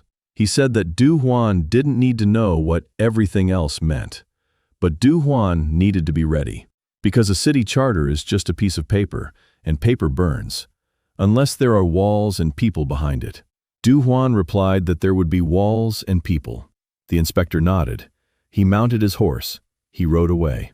Dohwan stood at the gate and watched him go. The charter was in his hand. The paper read Shinmei, a city, his city. He returned to the office. He showed the charter to the council. Chief Cho read it and sat down in a chair. It was heavy, as if his legs had given out. He said he'd waited 30 years for this day. For 30 years, Twadori had been a hole at the edge of the world. Now it was a city. So Rin read it and nodded. Businesslike, as if it couldn't be any other way. Ara read it and sat up straight. A city means a garrison, a real one, with the right to recruit, with the right to walls. She said she would start tomorrow. Yuna read it and began to cry. Quietly, silently. Tears streamed down her cheeks behind her glasses. Dohwan handed her a handkerchief. She took it and didn't give it back. The news spread within an hour. The whole village, the whole town. People came out of their houses. They stood in the streets. They spoke to one another. Shinmei. We live in a town. We have literacy. Blacksmith Park Chol struck the anvil with his hammer and bellowed so loudly that birds flew up from the rooftops. Moon Hee hugged her son and wept aloud. Nam Su stood by the mine and touched the plaque on the winch, just touched it, with his fingers, as if checking that it was real. Pei Ka snapped his fingers and said, "Well." The walls were rising slowly. The stone is heavy. There are few people. We don't have enough tools. Dohwan drew up a plan every evening, a wall around the city. Not the entire perimeter at once. First the mine yard, then the warehouses, then the residential quarters, ring by ring. He calculated. The perimeter of the mine yard is 200 meters. The wall is 3 meters high, half a meter thick. That's 3,000 cubic meters of stone. 500 people work in the mine. 200 can be assigned to construction. At the current pace, the mine yard will be enclosed by a wall in 2 months. The rest later. Ada supervised the construction. She didn't know anything about engineering, but she knew fortification, where to place the gates, where to make the embrasures, how to position the wall so that the defenders could fire from the flanks. Dohwan looked at her plans and saw 1,000 years of the Yun clan's military experience. She knew things that cannot be taught from books. She knew them in her bones. In the 9th month, Han Mei, she didn't come. She sneaked in the middle of the night, through the unfinished section of the wall, past Arha's patrol, straight into the stone warehouse. She was looking for mana crystals. Han Mei was a half-blood fox, 21 years old, red hair, 2 tails she hid under a long cloak. A thief since she was 10, a spy since 15. In the cities, there was a bounty on half-bloods. She lived like a rat, in crevices, in shadows, in other people's pockets. She'd heard about the mana crystals in Xinmei from a middleman at an inn 2 days' journey from here. The information had leaked. Dohwan didn't know where from. Maybe from one of the allied elders, maybe from a merchant who'd seen the glow in the warehouse. It didn't matter. What matters is that Han Mei made her way into the city and got caught. Not by a patrol, in a trap. After the warehouse fire, Dohwan had laid thin threads of horsehair on the floor of the stone vault, tied to little iron bells. A simple alarm system. Han Mei touched a thread. The bell rang. Ara was at the warehouse within 30 seconds, with a sword. Han Mei stood in the middle of the warehouse with a mana crystal in her hand. Red-haired, green-eyed, pointed ears, 2 tails sticking out from under her cloak. Ara said one word. Thief. Han Mei lowered the crystal, slowly, placed it on the floor, raised her hands. She wasn't afraid. She was afraid of many things in life, but not swords. Swords were straightforward. Swing, strike, hit or miss. It was simple. Ara approached, tied her hands, led her to Dohwan. He was sitting in his office. It was midnight. He wasn't sleeping. He never slept before midnight. A notebook, numbers, plans. Ara placed Han Mei in front of the desk and reported. Break-in at the vault. Attempted theft of a mana crystal. Half-breed. Probably a mercenary. Dohwan looked at Han Mei. She looked at him. Green eyes, sharp, wary, the eyes of a creature that has spent its whole life waiting for a blow. Dohwan asked who had sent her. Han Mei replied that no one had. She works for herself. Dohwan asked why she wanted the crystal. Han Mei replied that 1 crystal fetches 50 gold pieces on the black market. With 50 gold pieces, one can live for 2 years, without hiding, without stealing, without fear. 2 years as a human. Dohwan was silent. Han Mei waited. She waited for him to hand her over to the guards, or hit her, or order her hand to be cut off. That's what everyone did, always. Dohwan asked what she could do. Besides stealing. Han Mei blinked. She hadn't expected that question. She replied that she could sneak around, listen, forge seals, read lips, pick locks, memorize faces, find people who didn't want to be found. Dohwan nodded. He said he needed a head of, someone who would know what was happening around the city, who was arriving, who was leaving, what was being said in the taverns, what the 7 hammers were planning. Han Mei looked at him. She was waiting for a catch, a trap, conditions, physical obligations. It had always been that way. Everyone who offered her a job wanted something else. Dohwan stated the terms. 5 silver coins a month, food, a room, a payslip, freedom of movement. The only requirement? A report once a week. Verbal or written, her choice. Han Mei asked about the crystal she had tried to steal. Dohwan replied that the crystal was still there. Nothing was missing, so there was nothing to punish her for. Han Mei stood before him and said nothing. Her tails trembled beneath her cloak. She didn't understand. She had broken into his vault. She had wanted to rob him, and he was offering her a job. No strings attached. No catch. Just a job. For money. With a pay stub. She asked why.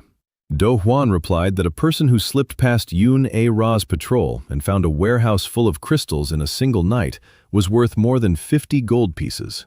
He'd rather have that person work for him than for whoever would eventually come to kill him. Han Mei smiled. For the first time, subtly, with one corner of her mouth. She said she agreed, but if he cheated her, she would leave and take the crystal.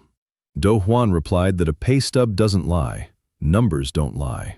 Ara untied her hands. Han Mei rubbed her wrists. She looked at Ara. Ara looked at her with undisguised distrust.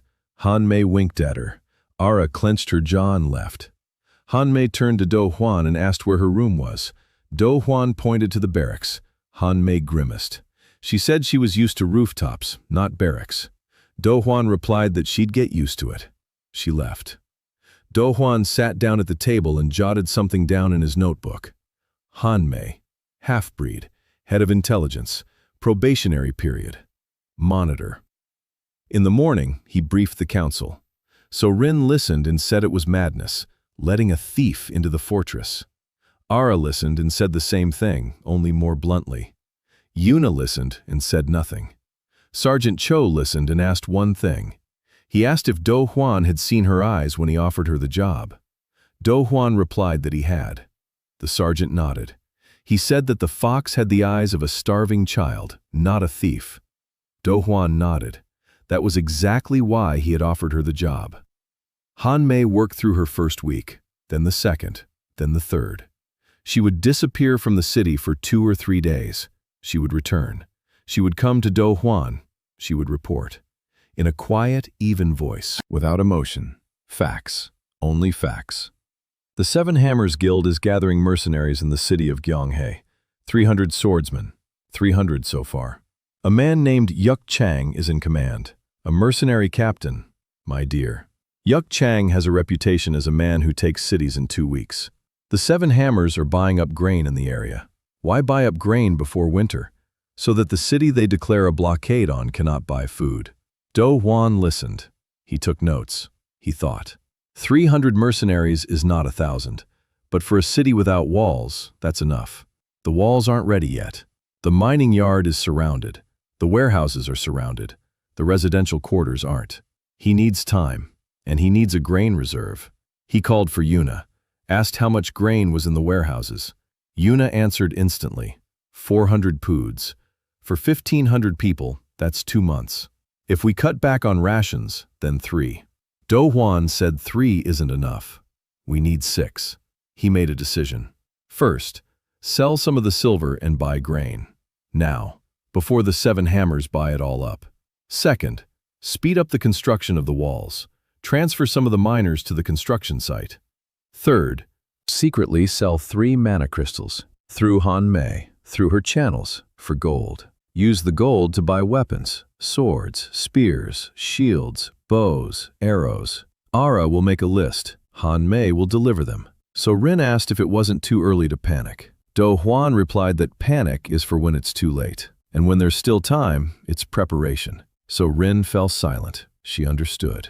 A week later, Han Mei brought the first shipment of weapons. 20 swords, 30 spears, 10 bows, 500 arrows. All used, all in working condition.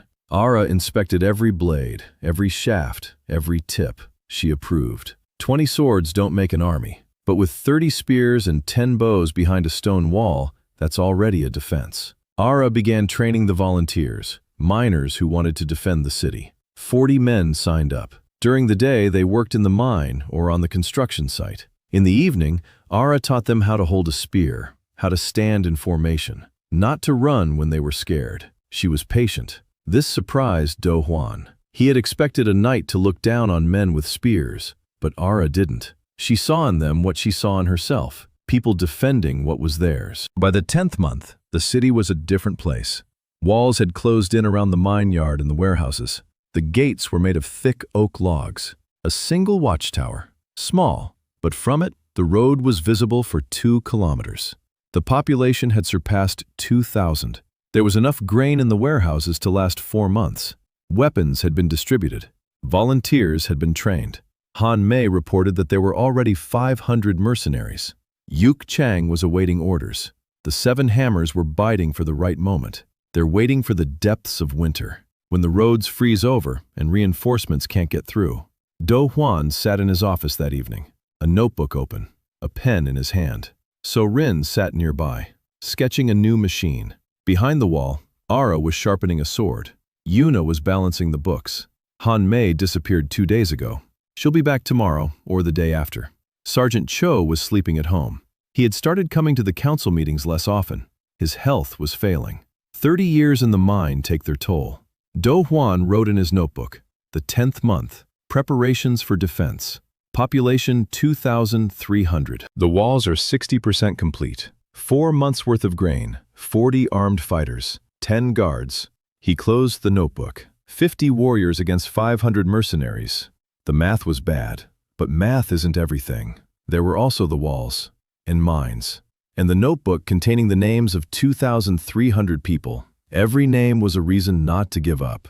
Dohwan took a pickaxe and went down into the mine. He needed to strike the rock.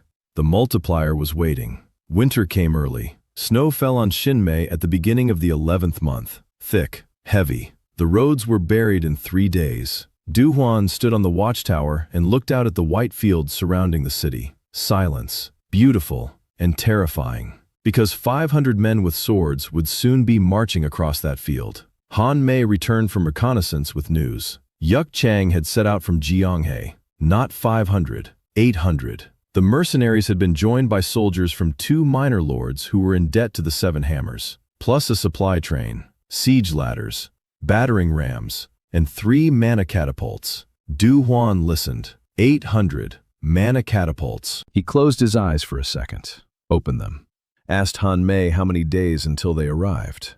Han Mei replied 5, maybe 6 if the snowfall intensified. Dohwan nodded. 6 days. He convened a council, a military council, the first in Shinmei's history. Seated at the table were he, Ada, Sodin, Han Mei, Yuna, and Sergeant Cho, who had come despite his cough. Dohwan spread out a map, the city, the walls, the gates, the tower, the mine, the roads. He outlined the situation. 800 fighters, siege engines, mana catapults. They have 50 armed men and walls that are 70% complete. The northern section is unprotected. There is only a wooden palisade there. Ada said the northern palisade wouldn't withstand a battering ram. Dohwan knew that. Sodin asked what she could do.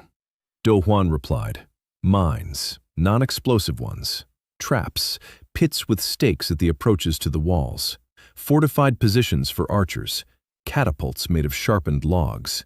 Anything that will slow down the attackers. Sodin nodded. She had already been thinking it through. Han Mei asked what she should do. Dohwan replied, communication. He handed her a list. 8 names. Local lords who bought ore and silver from Kirki and Tetrada, to whom Dohwan sold at a fair price. No markup, no deception. 8 lords who owed him a favor. Not money, a favor. Dohwan pulled a stack of papers from the table. Receipts. 8 receipts. Each confirmed that Lord So-and-so had received goods on credit from the Kirka and Tetrad Guild, with payment deferred for a year. The total debt was 400 gold pieces. Han Mei asked what the receipts had to do with it. Dohwan explained. 2 of the lords who had sent soldiers to Yuk Chan each owed him 70 gold pieces. Under the terms of the receipt, he could demand immediate repayment if the debtor violated the terms of the agreement. A military campaign against a creditor constituted such a violation. If he presented the receipt through the imperial court, these 2 lords would lose their lands. And without land, they are not lords. They are nobodies. Han Mei understood. She must deliver the promissory notes to these lords, personally, before the attack, so they can read them. They thought it over and withdrew their soldiers. Dohwan said this would remove at least 200 swords out of 800, maybe more. Han Mei nodded. She took the receipts and disappeared. That very hour, into the snowstorm. 3 days later she returned, frozen, hungry, with her feet scraped raw and bleeding. She collapsed on the office threshold and said that both lords had read them. Both had turned pale. Both recalled their soldiers, minus 230 swords. Yuk Chan had 570 left. But that wasn't all. On the way, Han Mei stopped by the remaining 6 lords. Not with receipts, with a proposal. The pickaxe and the notebook would write off the debt in exchange for grain and fodder hay. 5 of the 6 agreed. 2 carts of grain are already on their way. Dohwan listened. Then he quietly said that Han Mei would receive double her bonus for this month. Han Mei replied that she'd prefer hot water and honey. Dohwan stood up and brought it to her personally. Hot water with honey, in a clay mug. Han Mei took the mug with both hands. She drank in small sips. The tails emerged from under her cloak and wrapped around her legs. She didn't hide them. For the first time in front of someone, she didn't hide them. Dohwan noticed. He said nothing. 570 mercenaries, that's still a lot. Ara said that when defending walls, a 3-to-1 ratio is considered acceptable. 50 on the walls hold off 150. But 570 is 11-to-1, unacceptable. Dohwan replied that he didn't plan to defend. Everyone looked at him. He explained. Ara, the walls. So Rin, the machines. Han Mi, information. Yuna, logistics. The sergeant, people. And him, Dohwan, the mine. He said he needed 1 day. 1 day in the mine. 1. No questions asked. Tomorrow he would go down. The day after tomorrow he would come up, and he would have an answer. So Rin asked, what answer? Dohwan replied that he didn't know yet, but the rock would tell him. It always does.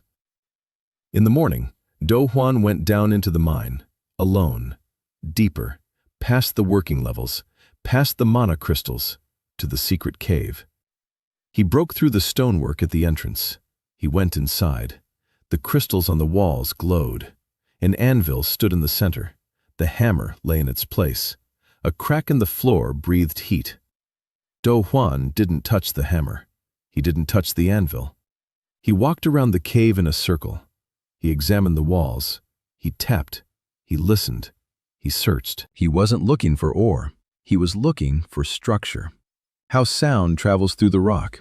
How the stone resonates. He was a mining engineer.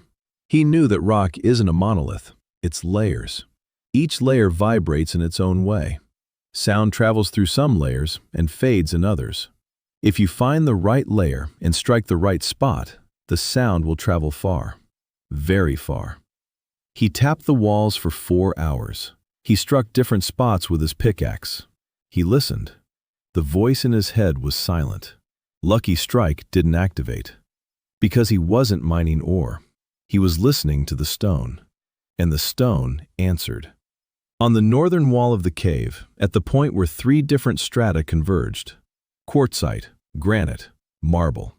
3 rocks with different densities, 3 speeds of sound. And at their junction, a narrow crack, a natural waveguide. Sound entering this crack was amplified, reflected, multiplied, like a megaphone, only made of stone. Dohwan struck this spot for an hour, methodically, calmly, blow after blow. The Lucky Strike activated on the 47th blow, when the pickaxe struck the mana crystal inside the gap. The stone split. The crack widened. Sound poured into it and returned tenfold. The echo struck the cave walls so hard that the crystals rang out. Dohwan set down the pickaxe. He stood before the crack. He said one word in a normal voice, quietly. He just said it, and his voice went into the crevice and came back, loudly, so loud that his ears rang. A resonator, a natural sound amplification chamber. He spent another 3 hours widening the channel. He chiseled it upward, following the cracks in the rock. The channel led to the surface. The sound traveled upward and escaped through dozens of tiny cracks in the rock on which the city stood. He climbed up. He stepped outside the wall. He walked 300 meters from the city. He turned around and heard. Silence. Then a faint hum. Then nothing. He returned. He climbed back down. He widened the channel. He climbed up. He went out. 500 meters from the city. He spoke aloud in his normal voice, standing on the rock above the channel's exit. His voice rang out over the snowfield like a bell. Clear, steady, every word distinct. At a distance of 500 meters, maybe further, maybe a kilometer. He didn't check any farther. There was no need. Yukchan's army would stop at the walls, 500 meters at most, and every mercenary would hear his voice as if he were standing right next to them, a whisper in their ear. Dohwan went back down into the cave. He blocked the entrance. He went back up. He dusted himself off. He went to the office. He sat down at the desk. He opened his notebook. He wrote it down. Resonator found. Range of 500 meters. Voice amplification through a natural waveguide in the rock. Tomorrow, Yukchan's army will be at the walls. He is ready. The army arrived at dawn. Dohwan stood on the tower and watched. A snowy field, a gray sky, and a black line on the horizon. They marched in a column, stretched out over half a kilometer. Cavalry in front, infantry behind them. Supply wagons behind the infantry. Carts, siege ladders, battering rams, and 3 mana catapults. Bulky machines on wheels. The crystals in their muzzles glowed red. Dohwan counted. 500, maybe 550. Han Mei was right. Ara stood beside him, a sword at her belt, a shield on her back. Her braid was plaited and tucked under her helmet. Her face was calm. She had seen armies before. The Yun clan had served the emperor for 1,000 years, but she had never seen an army marching toward her. Her 3 soldiers stood on the wall, 20 archers, 30 spearmen from the volunteers. Everyone was in position. Everyone was silent. So Rin was down below, by the mana drive, by the winch, by the spare mechanisms. Her hands were covered in oil. She was checking everything, 3 times. Yuna sat in the office. Books lay before her. She was recording the supplies: food, water, medicine, bandages, arrows. She wasn't crying. She was counting. It was better than crying. Han Mei was on the wall, invisible, in a white cloak on white snow. She watched, counted the banners, identified the units. Sergeant Cho stood at the mine entrance. He couldn't climb the wall. His knees wouldn't hold him. But he stood and watched. The army had stopped 400 meters from the walls. Yuk Chung rode forward, on a black horse, in a black cloak, tall, broad-shouldered, his face covered by a half-mask. Another rider rode beside him, older, in an expensive fur coat, without armor. Han Mei whispered to Dohwan, Master Ryu Gonsu, head of the 7 Hammers Guild, in person. Dohwan looked at the old man in the fur coat. So it was him. The man who had spent 40 years building a monopoly, who controlled 80% of the market, who had decided that a small town with a small guild was a threat. Ryu Gonsu stopped his horse. His voice carried across the field, loud, commanding, the voice of a man accustomed to being listened to. He demanded that the gates be opened. He said that the city of Xinmai was located in a territory declared a strategic zone by Decree 97 of the Imperial Council. He said that the Pickaxe and Notebook was extracting resources without a 7 Hammers license. He said that all the town's residents were guaranteed safety if they laid down their weapons and surrendered the mine. Dohwan listened. Then he turned to Ara. He quietly asked what she thought. Ara replied that Decree 97 was a forgery. There is no such decree. A registered guild with a city charter does not require a 7 Hammers license, and the safety guaranteed by mercenaries is worth less than the snow underfoot. Dohwan nodded. He turned to Han Mei. He asked if the resonator was ready. Han Mei replied that the passage was open. The cliff above the city was clear. Dohwan climbed down from the wall. He walked through the city. People stood along the streets, in silence. Women, children, old people. Moon Hee held her son close. Nam Su stood with a pickaxe in his hands. Bei sat on a bench, coughing. The blacksmith Park Chol held a hammer. Everyone watched Dohwan. He walked calmly, through the city, toward the mine entrance. He descended, to the lowest level, into the cave, to the resonator. He stood before the crack in the rock. He closed his eyes. He inhaled, he exhaled, and he spoke. His voice went into the stone took it in, amplified it, sent it out through hundreds of cracks in the rock. And over the snowy field before Yuk-chan's army, a voice rang out, soft, calm, but audible to everyone, as if someone were standing right next to them, speaking directly into their ear.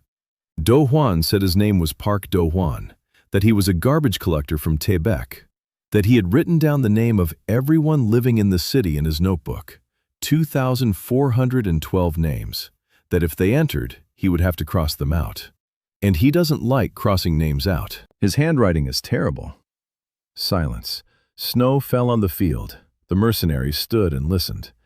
The voice came from everywhere, from the ground, from the air, from the stone, as if the mountain itself were speaking. Yuk-chang looked back at his men. They stood motionless, spears raised, but no one moved, until Hwan continued. He said he knew why they had come, for the ore, for silver, for crystals, for money. He said he understood. They were mercenaries. They worked for pay. That was their trade. He respected a trade, any trade. Then he fell silent for 3 seconds and said something else. He said that miners lived in this town. They too worked for pay. It was a trade too. The difference is that a miner who loses his job will starve to death, but a mercenary who doesn't take one contract will find another. He asked, "Is one contract worth 2,000 people losing their homes?" Silence. Long. Cold. Ryu Gansu turned to Yuk-chan and said that something. Dohwan didn't hear what, but he saw. Yuk-chang shook his head. Ryu Gansu repeated it, louder. Yuk-chang shook his head again. Dohwan continued. He said that the pickaxe and the notebook had I owe us from 6 neighboring lords. The total amount was 260 gold pieces. Every lord is out of the game. He said the city charter was signed by the imperial auditor. Confiscation is possible only through the imperial court. The process will take 2 years. During that time, Hammer and Tetrad will file a counterclaim for armed assault on the city. The penalty for this under imperial law is 1,000 gold pieces, plus compensation, plus revocation of the guild license. He said this calmly, as if reading a statement of account. Numbers, facts, without emotion. Ryu Gansu sat on his horse and listened. His face changed, first anger, then calculation, then something resembling respect. He was a predator, but a smart one. And he heard no bluff in Dohwan's voice. He heard numbers, real ones, verifiable ones, every word backed by paper, every piece of paper backed by a seal. Dohwan fell silent. Silence. Snow. Wind. The first mercenary lowered his spear. Silently. He just lowered it. The second. The third. The 10th. Yuk-chang looked at his men. They didn't run. They didn't mutiny. They stood and lowered their weapons, one by one, because the voice from the mountain had told them the truth. Not a threat, not a curse, the truth. That they were mercenaries, not executioners, that the contract wasn't worth it, that they could leave. Yuk-chang turned to Ryu Gansu. He took off his half-mask, a young face, 30 maybe, a scar on his chin, tired eyes. He said one thing, the contract is terminated. Ryu Gansu sat motionless on his horse. A minute, 2, 3.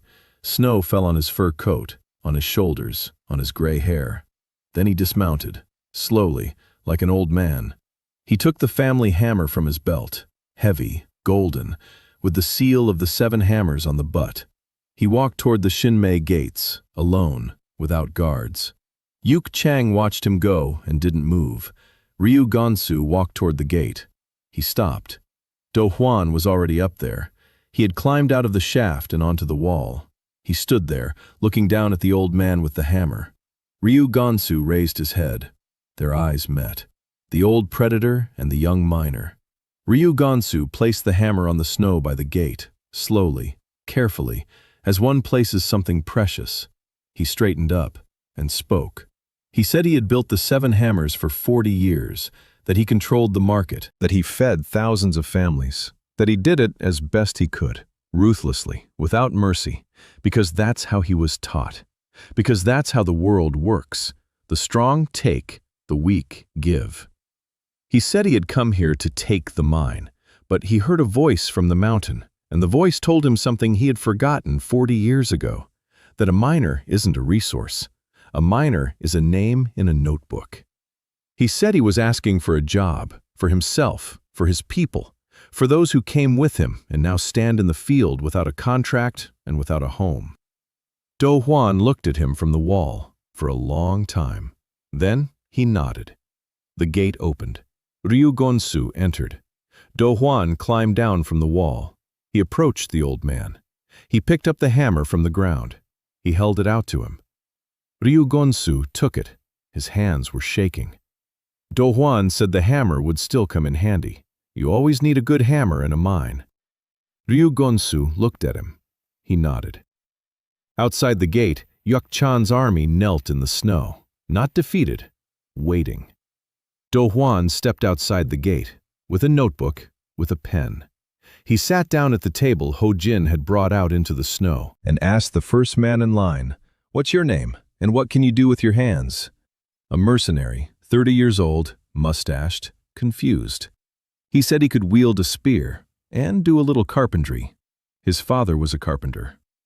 Dohwan wrote it down: name, age, skills. Next.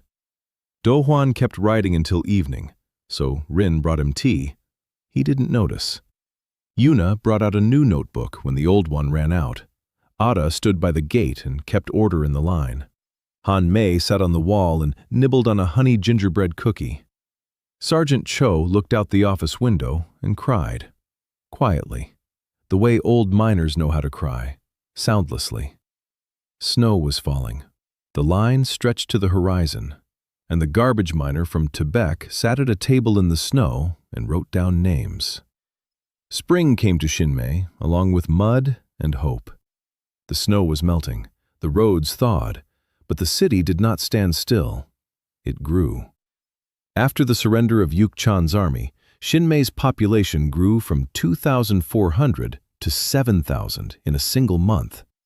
The mercenaries Dohwan had written down in his notebook turned out to be more than just swordsmen. Among them were carpenters, bricklayers, blacksmiths, cooks.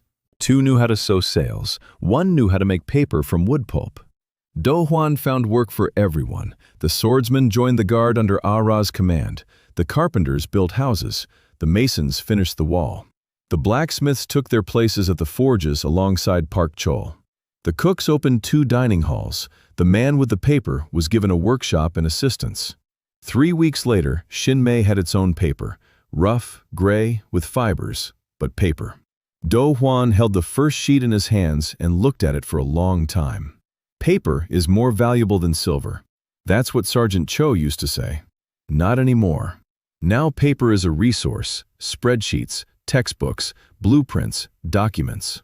He ordered the first batch of notebooks, 200 of them, for the school. He had conceived the school back in the winter. Now there was time. There was a place. There were children. 240 children aged 6 to 14. Miners' children, soldiers' children, widows' children. Not a single one of them could read. Not a single one could count past 20. Dohwan found a former temple scribe among the mercenaries, an old man named Moon Guan, 62 years old, quiet, stooped. His hands trembled, but his handwriting was perfect. Dohwan appointed him as the teacher. The school occupied a large stone house near the market square. Sorin designed the desks. Yuna set aside an office for accounting classes. A sign hung on the office door. Choi Yuna, accounting instructor. Dohwan nailed it up himself. Yuna saw the sign and stood in front of it for so long that Han Mei came to check if something was wrong.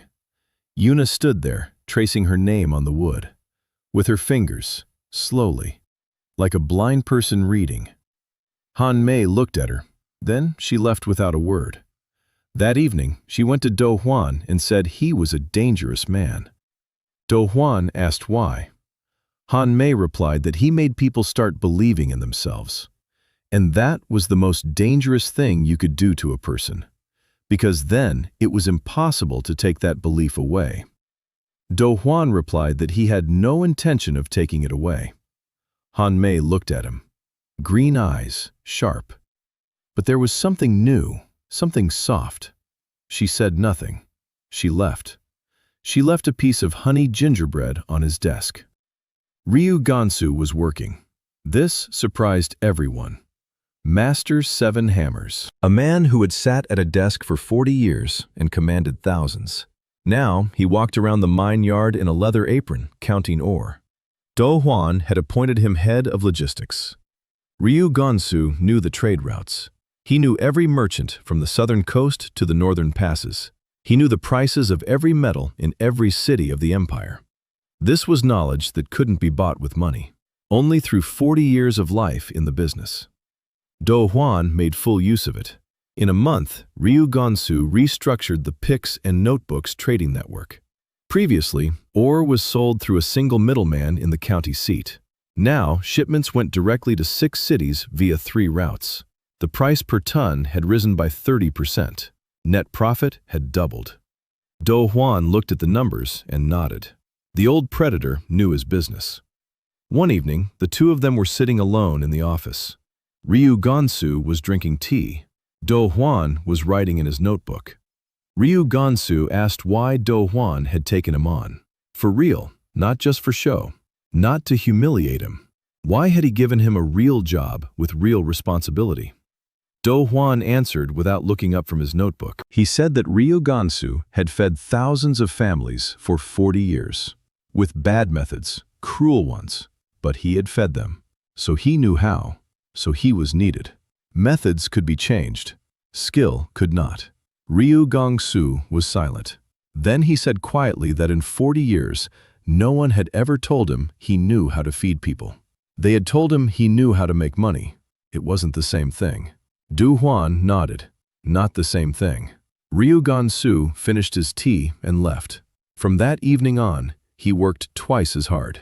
The 6th month of the 2nd year, Amber Rain arrived with the first spring caravan. Red-haired, freckled, loud. 37 wagons, salt, cloth, tools, medicines, spices. She was the captain of a trade caravan and a former imperial quartermaster. Dismissed from the army for exposing her own colonel's embezzlement. Dohwan met her at the gates. She jumped down from the wagon.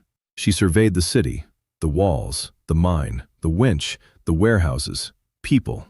Then she turned to Dohwan and said this was the most organized city she'd seen in 10 years of caravan travel. Dohwan replied that organization was the only thing they had. Amber laughed, loudly, loud enough for the whole courtyard to hear. She said that organization was the only thing they needed. Everything else could be bought. They spent the evening at the table. Amber laid out maps of trade routes. Dohwan laid out his books. They compared figures, argued, calculated. Amber knew logistics as well as So-Rin knew machinery.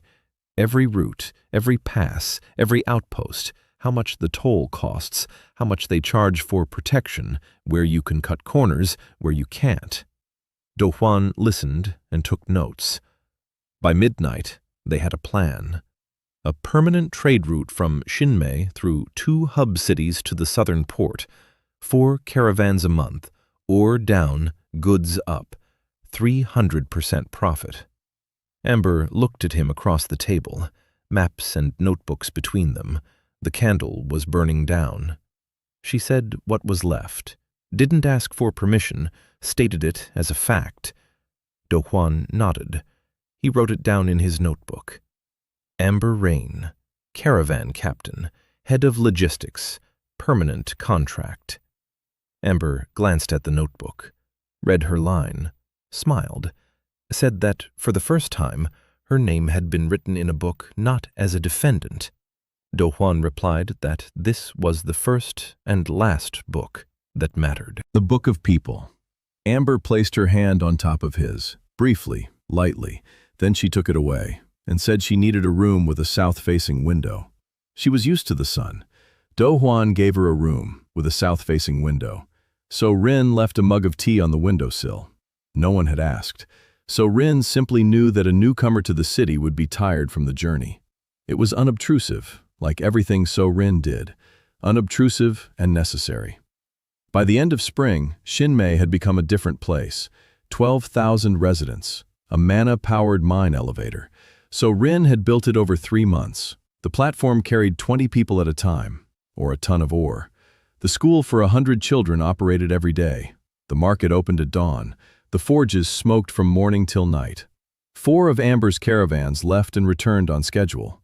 The wall closed in around the entire city, a full perimeter, gates to the east and west, 3 watchtowers. Ara's garrison had grown to 200 men. 40 of them were Yukchan's former mercenaries. Yukchan stayed too. Ara appointed him her deputy. He didn't object. He saw how she commanded, and he acknowledged that she was better, silently, as soldiers acknowledge. Not with words, with deeds. He simply stood behind her and didn't leave. Dohwan recorded everything, every evening, notebook after notebook, names, numbers, plans, blueprints. He stayed in the office late. Sorin sat next to him and drew. They didn't talk, they just worked, side by side, in silence. He brought her tea every evening. She didn't say thank you, she just drank it. 180 days in a row. She didn't count, he didn't count, but they both knew. The priestess arrived in the summer. Son Ji-un, 25 years old, long black hair, a white robe, bare feet on the dusty road. She walked alone, without guards, without luggage, only a white wooden staff and a canvas bag slung over her shoulder. The guards at the gate stopped her. Ara came in person. She looked at the priestess. The priestess looked at Ara. 20 seconds of silence. Then Ji-un said she had been sent by the Temple of Roots to study the strange mana emanating from the Shinmei mines. Ara led her to Dohwan. He was sitting in his office, a notebook, numbers, as always. Ji-un entered and stopped at the threshold. She wasn't looking at Dohwan. She was looking at the pickaxe. The curved pickaxe stood against the wall in the corner of the office, runes on the blade, warm to the touch. Ji-un stared at it without blinking. Her fingers clenched the staff so tightly that her knuckles turned white. Dohwan noticed this. He asked what she saw. Ji-un didn't answer right away. She said she saw light, an ancient light, a light 1,000 years old, a light that shouldn't be in a tool. It should be in a temple, or in a mountain, or in the heart of the world, but not in a pickaxe. Dohwan was silent. Ji-un turned to him. She asked where he'd gotten the pickaxe. Dohwan replied that he had found it at the bottom of the rift. It was lying next to him when he woke up. Ji-un sat down on a chair, slowly, as if her legs had given out. She said that according to temple lore, 1,000 years ago, the godsmith Karhan had tried to dig down to the root heart, the source of all the continent's mana. He didn't make it. He died in the mineshaft. His tools remained in the ground. The temple had searched for them for 500 years. They hadn't found them. She said that this pickaxe was Karhan's tool. Dohwan looked at the pickaxe, then at the priestess. He said that the pickaxe works. It amplifies his blow, doubles the power and the chance of a find. A voice in his head tells him this with every strike. Ji-un nodded. She said it wasn't a system, not magic. It's a testament. Karhan put the last thing he had into the pickaxe, his will, his desire to reach the end. The pickaxe seeks the one who will reach the end for him. Dohwan asked how she chose him. Ji-un replied that it was based on a simple criterion: the first mortal who picked it up and wasn't afraid to strike the wall. Dohwan remembered the darkness, the smell of sulfur, the pickaxe in his hand, striking the wall just to test his hand. He didn't think. He wasn't afraid. He just struck. Because a miner with a pickaxe strikes rock, it's a reflex. He smiled. So he was chosen for his reflexes. Ji-un said it was for his reflexes and for death. Karhan was looking for a miner who would die saving others, who would pick up the tool not for himself, but because the tool needed to be raised.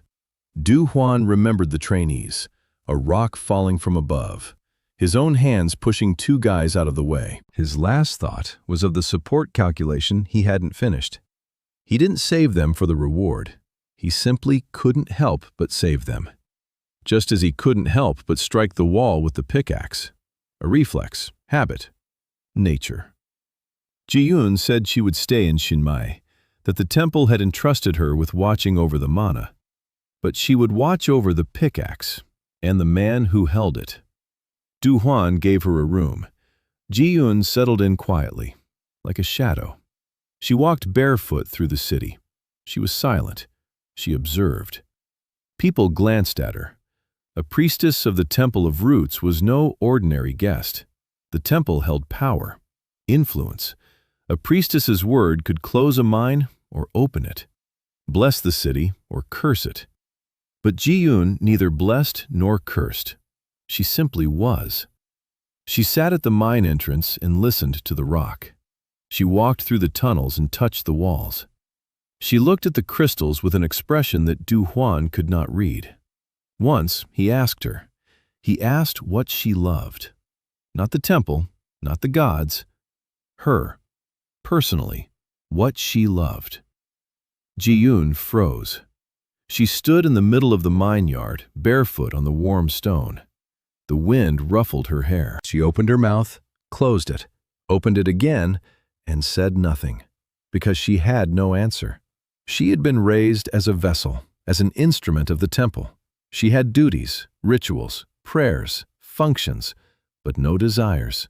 No one had ever asked what she loved, because it didn't matter. She mattered only as a priestess, not as a person. Until Hwan saw that she couldn't answer. He didn't rush her. He nodded and left her standing there, to think, for the first time in her life, to think about herself. The summer was hot. The mine yielded ore steadily, silver, iron, monocrystals. Dohwan went down every 3 days. He struck with a pickaxe. He held the multiplier. His hands were covered in calluses that never went away. He was the head of the city, the head of the guild, a commander, a strategist, an accountant, and a miner. Above all, a miner. The pickaxe demanded calluses, and he gave them. The second year was nearing its midpoint. Dohwan thought more and more often about the cave, about the anvil, about the hammer, about the crack in the floor from which heat emanated, about the root heart. Ji-yoon said that Karhan hadn't made it. He died in the mine. Dohwan looked at the pickaxe and thought, God didn't make it. God, with a power no mortal can possess, didn't make it. But he, a trash miner, he will make it. But not now. Now the city. Now the people. Now 12,000 names in the notebook. First them, then the abyss. The lean winter isn't over. Metal prices are still high. The northern garrisons are still without armor. Peasants are still paying with iron instead of coins. One city won't fix the empire, but one city can show how. Dohwan opened his notebook and began writing a plan. Not for a month, for a year. Mine expansion, new horizons, new working faces, new allied guilds. Training miners from other cities in support and ventilation methods. Exporting So-Rin's technologies, pumps, winches, mana drives. Not for free, for a share, for an alliance, for a commitment to keep records and pay payrolls. He wrote until dawn. So-Rin slept at the next table, her face buried in a blueprint. He covered her with his jacket and continued writing. The third year began with a celebration. The first anniversary of the victory over the 7 Hammers. The Winter Festival of Shinmei. Dohwan had been preparing for it for a week. He asked Amber to bring spices from the southern port. Pepper, salt, garlic, green onions, beef bones, lots of bones. Amber asked why he needed half a ton of beef bones. Dohwan replied that he was making soup. Amber raised her eyebrows. Half a ton of bones for soup. Dohwan replied that the soup was for 30,000 people. Amber didn't argue. She brought the bones, and the spices, and 3 barrels of rice noodles, and 2 sacks of red pepper. Dohwan placed a huge cauldron in the center of the market square, an iron one. Blacksmith Park Chol had forged it especially. 1 meter in diameter, the walls were 2 fingers thick. He lit the fire and began to cook. Solongtang. Real Korean solongtang. Bone broth. 12 hours of cooking. Meat, noodles, green onions, salt, pepper. Dohwan stood by the cauldron and stirred, by himself, personally. So-Rin came to help. He wouldn't let her. Ara came to help. He wouldn't let her. Han Mei came to steal a piece of meat. He caught her by the hand and didn't let her. She pouted. He smiled. By noon, the smell had spread throughout the city. People flocked to the cauldron. First dozens, then hundreds, then thousands. A line stretched from the square to the eastern gate. Dohwan stood by the cauldron with a ladle and served. To everyone, personally, with his own hands. He wouldn't let his assistants near him. It was his job, his soup, his people. He served and asked, "What's your name? Which mine are you from? How are your children? How's your back? How are your eyes?" People answered. They smiled. Some cried. Nam Su received his bowl and sat down on the ground right by the cauldron. He ate and cried. Ho Jin received his and ate standing up, quickly. Then he got in line at the end for seconds. Moon He received 2 bowls, one for herself and one for her son. The boy held the bowl with both hands and blew on the broth. Pei received his bowl. He coughed. He tasted it. He looked at Dohwan. He said, "Well," and added a second word, "delicious." 2 words for the entire year, a record. Ryu Gansu approached silently. He received a bowl. He tasted it. He stood there for a moment. Then he quietly said that in 40 years, no one had ever made him soup. Dohwan replied that in 40 years, he hadn't asked for any. Ryu Gansu nodded and left. With his bowl, Dohwan had been serving for 6 hours. 6 hours on his feet, by the pot, with a ladle. His back ached, his hands burned. He didn't stop. By sunset, the line had thinned out. An old woman was the last to approach, small, hunchbacked, in an old headscarf. She had been standing at the end of the line the whole time. 6 hours, in silence. Dohwan poured her a bowl, full, to the brim. She took it. Her hands were shaking. Dohwan asked her name. The old woman looked up at him, cloudy eyes, old. She said no one had asked her name in 40 years. Dohwan froze, ladle in hand, steam rising from the cauldron. 30,000 people behind him, and this old woman who hadn't cared about her name for 40 years. He took a notebook out of his pocket, that very one, the one with the names. He opened a blank page. He asked again, "What is your name?" The old woman said, "Palm Sun." Dohwan wrote it down. Palm Sun, next to the bowl, next to the date, next to the holiday. So Rin was standing 3 steps away. She saw everything. She heard everything. She turned away, quickly, because she didn't want anyone to see. But Ada saw, and Han Mei saw, and Yuna saw, and Jiun saw. Everyone saw, and everyone turned away, each for her own reason, each from her own pain. The next day, a board hung on the Shinmei gate, a large one, made of wood. It read, "They live in this city," and below, in a column, names, all 30,000, in small handwriting. Yuna wrote all night. Dohwan stood beside her and dictated, every name from every notebook. 30,000. By dawn, the board was full. Yuna took off her glasses and rubbed her eyes. They were red. She asked why she was doing this. Dohwan replied that a name on the board meant you were someone, that you lived here, that you had been counted, that they knew about you. Yuna put her glasses back on. She looked at the board. She found her name. 3rd line from the bottom. Che Yuna, Registration Supervisor. She pressed her palm against the board. Then she took it away and went to sleep, for the first time in a year, without tears. It had become a tradition. Every new resident of Shinmei would first go to the board and find their name, or wait until it was written down. Children would run to the board and point their fingers. "Here's Dad, here's Mom, here I am." The old people came in the morning and stood in silence. They just stood there and looked at their names, as if checking that they were there, that they existed, that someone had written them down. Spring of the 3rd year, Dohwan descended into the primordial rift, that very stone pipe at the bottom of which he had woken up 2 years ago. He walked alone, through the passage that led from the mine to the rift, 300 meters. The same walls, the same iron ore, the same warm rock with shimmering dots. Only now he knew what they were.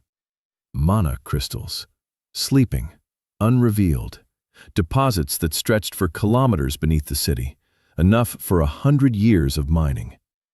He reached the shaft, climbed down to the bottom, stood in the very spot where he had lain 2 years ago, looked up. A greenish light seeped from the walls. Far above, a faint patch of daylight. He turned and walked down, not up, down. Because the shaft didn't end at the bottom. It continued. A crack in the floor, narrow but passable. Karhan had been mining here 1,000 years ago. His blows had left steps in the walls of the crack, rough, worn away by time, but steps nonetheless. Dohwan began to descend, pickaxe on his back, a lantern in his hand. But he didn't need the lantern. With every meter down, the walls glowed brighter. Crystals, dozens, hundreds, blue, green, red, gold, colors he had never seen before. Rocks he didn't recognize. The air was hot, dry. It smelled of metal and something sweet, like honey warmed by the sun. He descended for an hour, counting the steps, 347, about 200 meters deep, deeper than any mine in his former world, deeper than any mine in Caldera. The walls narrowed. The crevice became so narrow that his shoulders brushed the rock on both sides. The heat intensified. Sweat ran down his face, down his back. The pickaxe on his back pulsed, warm, alive. The runes on the blade glowed, a dim white light. They had never glowed before, until Juan stopped. A wall ahead, a dead end, the end of the crack. Karhan had reached this spot and could go no further. Here he died. Dohwan placed his palm on the wall, hot, almost scorching. Behind the wall, something was pulsing, powerfully, rhythmically, like a heartbeat, the root heart, the source of all mana. Behind this wall, a few meters away, maybe just one, Dohwan took the pickaxe off his back. The runes burned brightly, white. A voice sounded in his head, not like usual, not a mechanical female voice reciting numbers, a different one, male, deep, old. The voice said one word, strike. Dohwan swung and struck. The first blow, the stone cracked. The voice in his head, luck. Strike activated, multiplier at maximum, all stats doubled. Second strike, the crack widened. Third, fourth, fifth, he struck without stopping. The multiplier didn't reset. It grew, doubling upon doubling. The strength in his arms grew with every blow. The pickaxe sank deeper and deeper into the rock.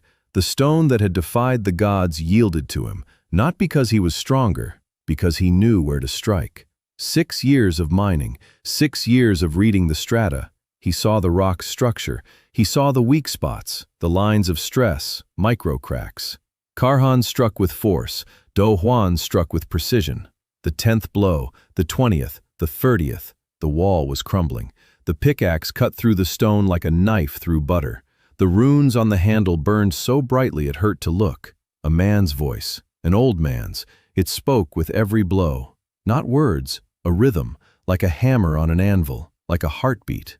The 40th blow, the wall vanished. Behind it, light, golden, warm, blinding. Dohwan closed his eyes. Heat embraced him from all sides. Not scorching, warm, like hands, like an embrace. He opened his eyes. The root heart, a cave, huge. The ceiling was lost in golden light, walls of pure crystal. The floor was made of pure crystal. In the center of the cave stood a pillar of light, golden, as thick as 3 human figures. It stretched down into infinity and up into infinity. It pulsed, slowly, rhythmically, the heartbeat of the world. Mana, pure mana, so much mana that the air rang with it. Dohwan stood in the doorway and watched. He felt no fear. He felt no elation. He felt what a miner feels when, after many months of work, he finally sees the vein. Quiet satisfaction. The job is done. He had made it. At the base of the pillar of light lay a stone, flat, smooth. On the stone lay a plate, metal, with runes, writing. Dohwan approached. He picked up the plate. The runes were the same as those on the pickaxe.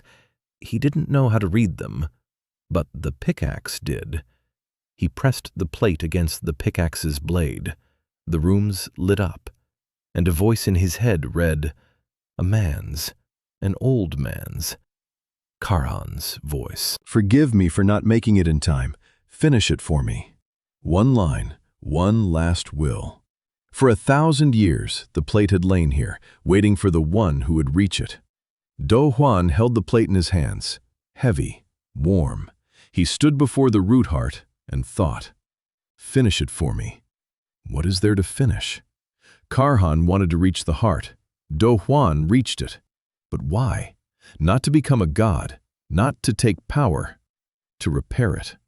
The withered winter. 3 years without new veins. Mana is running dry. The mines are emptying. People are dying. Because the root heart is damaged. The root war 1,000 years ago broke something inside. Mana flows, but slowly, like blood from a wounded body. Karhan wanted to reach it and fix it. He didn't make it. Dohwan looked at the pillar of light, at the cracks in the crystal floor, at the dark spots on the walls, traces of an ancient war. Damage. He saw them as clearly as he saw the cracks in the rock, as he saw the weak spots in the face wall. It was the same work, only the scale was different. Not a mine, the world. He sat down on the cave floor. He took a scrap of paper and a stub of a pencil out of his pocket and began to count. Dohwan spent 3 days in the root heart cave. He didn't sleep. He didn't eat. He counted. He examined. He tapped the crystals on the floor on walls. He measured the cracks with his palms. He memorized. His notebook filled up in the first 6 hours. He flipped over the Karhan plate and began writing on the back. In small, tightly, numbers, diagrams, arrows. The root heart was damaged in 7 places, 7 cracks in the crystalline base. Through them, mana leaked into the empty rock and dissipated, like water from a leaky bucket. Each crack had its own length and depth. Each required its own approach. He knew how to seal cracks in rock. 6 years at the open pit mine had taught him. The principle was the same. Fill the void with a material that withstands pressure. In a mine, that's concrete or resin. Here, mana crystals, pure, perfectly shaped, inserted into the crack at the right angle. The crystal absorbs the mana pressure, transfers it to the wall. The wall holds. The crack is sealed. He came up to the surface on the 4th morning, dirty, exhausted, with red eyes and chapped lips. So Rin was waiting at the mine entrance. She hadn't slept for 3 days. Ara stood nearby, sword at her belt, a stony face. Han Mei sat on the office roof. Yuna stood in the doorway with a book pressed to her chest. Ji-yoon sat barefoot against the wall with her eyes closed. Amber stood a little way off with her arms crossed. Ryu Gansu stood by the gate. Everyone was waiting. For 3 days. Dohwan looked at them, at each one, at everyone. He said he had found the root heart, that it was damaged, and that he could repair it. So Rin asked how. Dohwan explained. 7 cracks, 7 crystal plugs. Each must be shaped precisely to fit the crack. Each inserted at the correct angle. Each secured with a pickaxe blow to the right spot. So Rin listened. Then she said that shaping the crystal to fit was an engineering problem. Her engineering problem. She needed the crack measurements. Dohwan handed her the notebook. So Rin opened it. She read for 10 minutes. Then she looked up.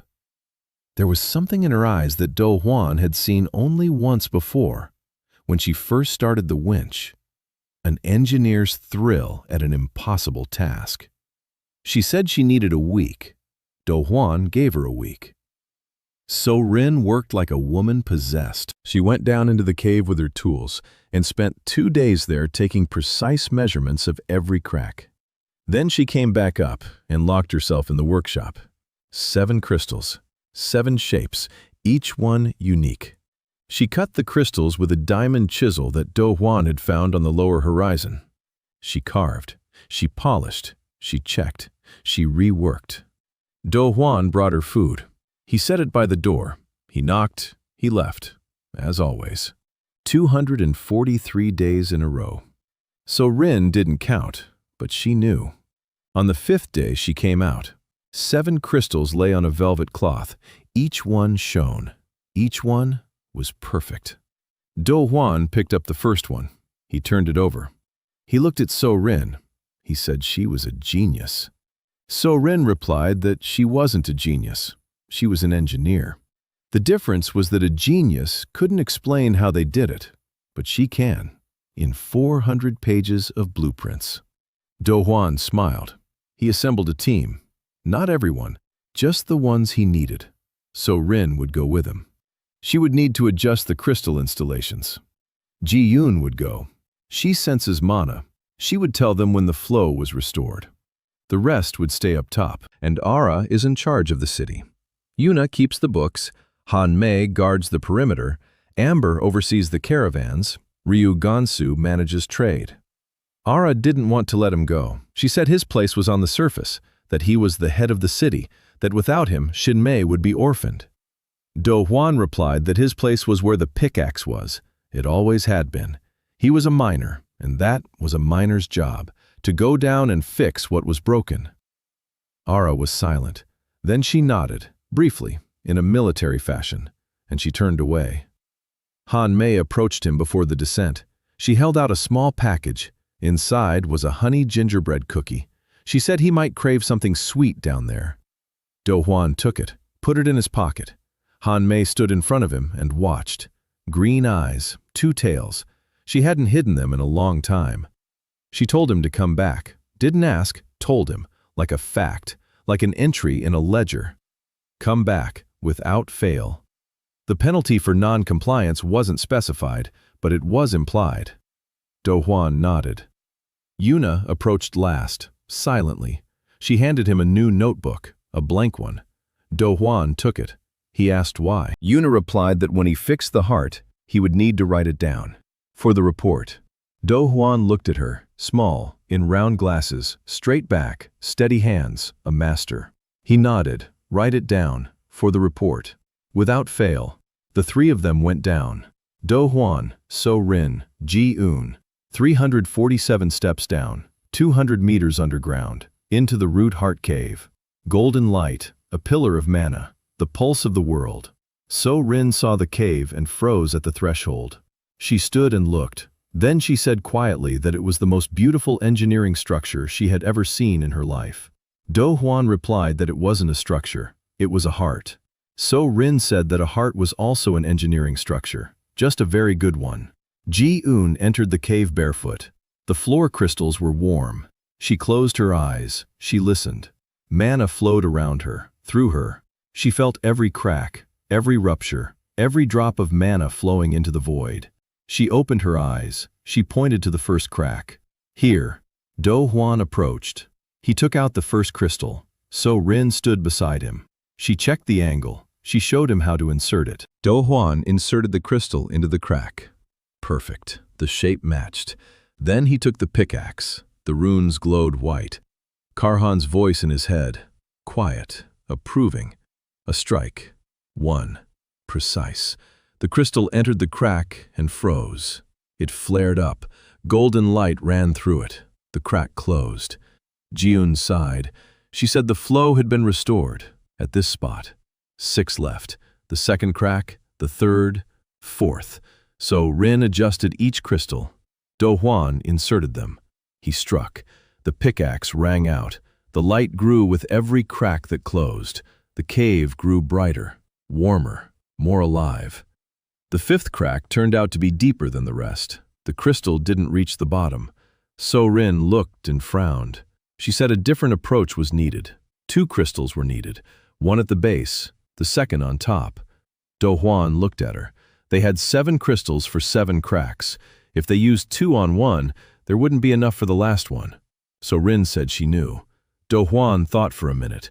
Then he took a Han Mei honey gingerbread out of his pocket. unwrapped it, ate half. He put the other half back. So-rin asked what the gingerbread had to do with it. Dohwan replied that he thinks better when he chews. So-rin snorted. Dohwan looked at the pickaxe. Runes, a crystal in the head, the crystal that Karhan had fused 1,000 years ago. He asked Ji-yoon if the pickaxe could replace the crystal in the last crack. Ji-yoon closed her eyes. She opened them. She said that the pickaxe contained more mana than all 7 crystals combined. It could seal not just 1 crack, but 10. But if he inserted the pickaxe into the crack, it would remain there, forever, a part of the root heart. Dohwan froze. The pickaxe. His pickaxe. Karhan's tool. Lucky strike. Doubling. Everything that made him special. If he gave up the pickaxe, he would become an ordinary person. A miner without abilities. A craftsman without magic. He looked at the pickaxe. Crooked. Old. With runes. Warm. He had held it for 2 years. It had brought him here. It had given him everything. Silver, monocrystals, the city, people, life. And now it asked for one thing. Let go. Finish it. Dohwan closed his eyes, opened them, looked at So-rin. She looked at him and understood.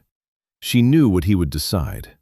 She had known him for 243 days. She knew every sigh he made over his notebook.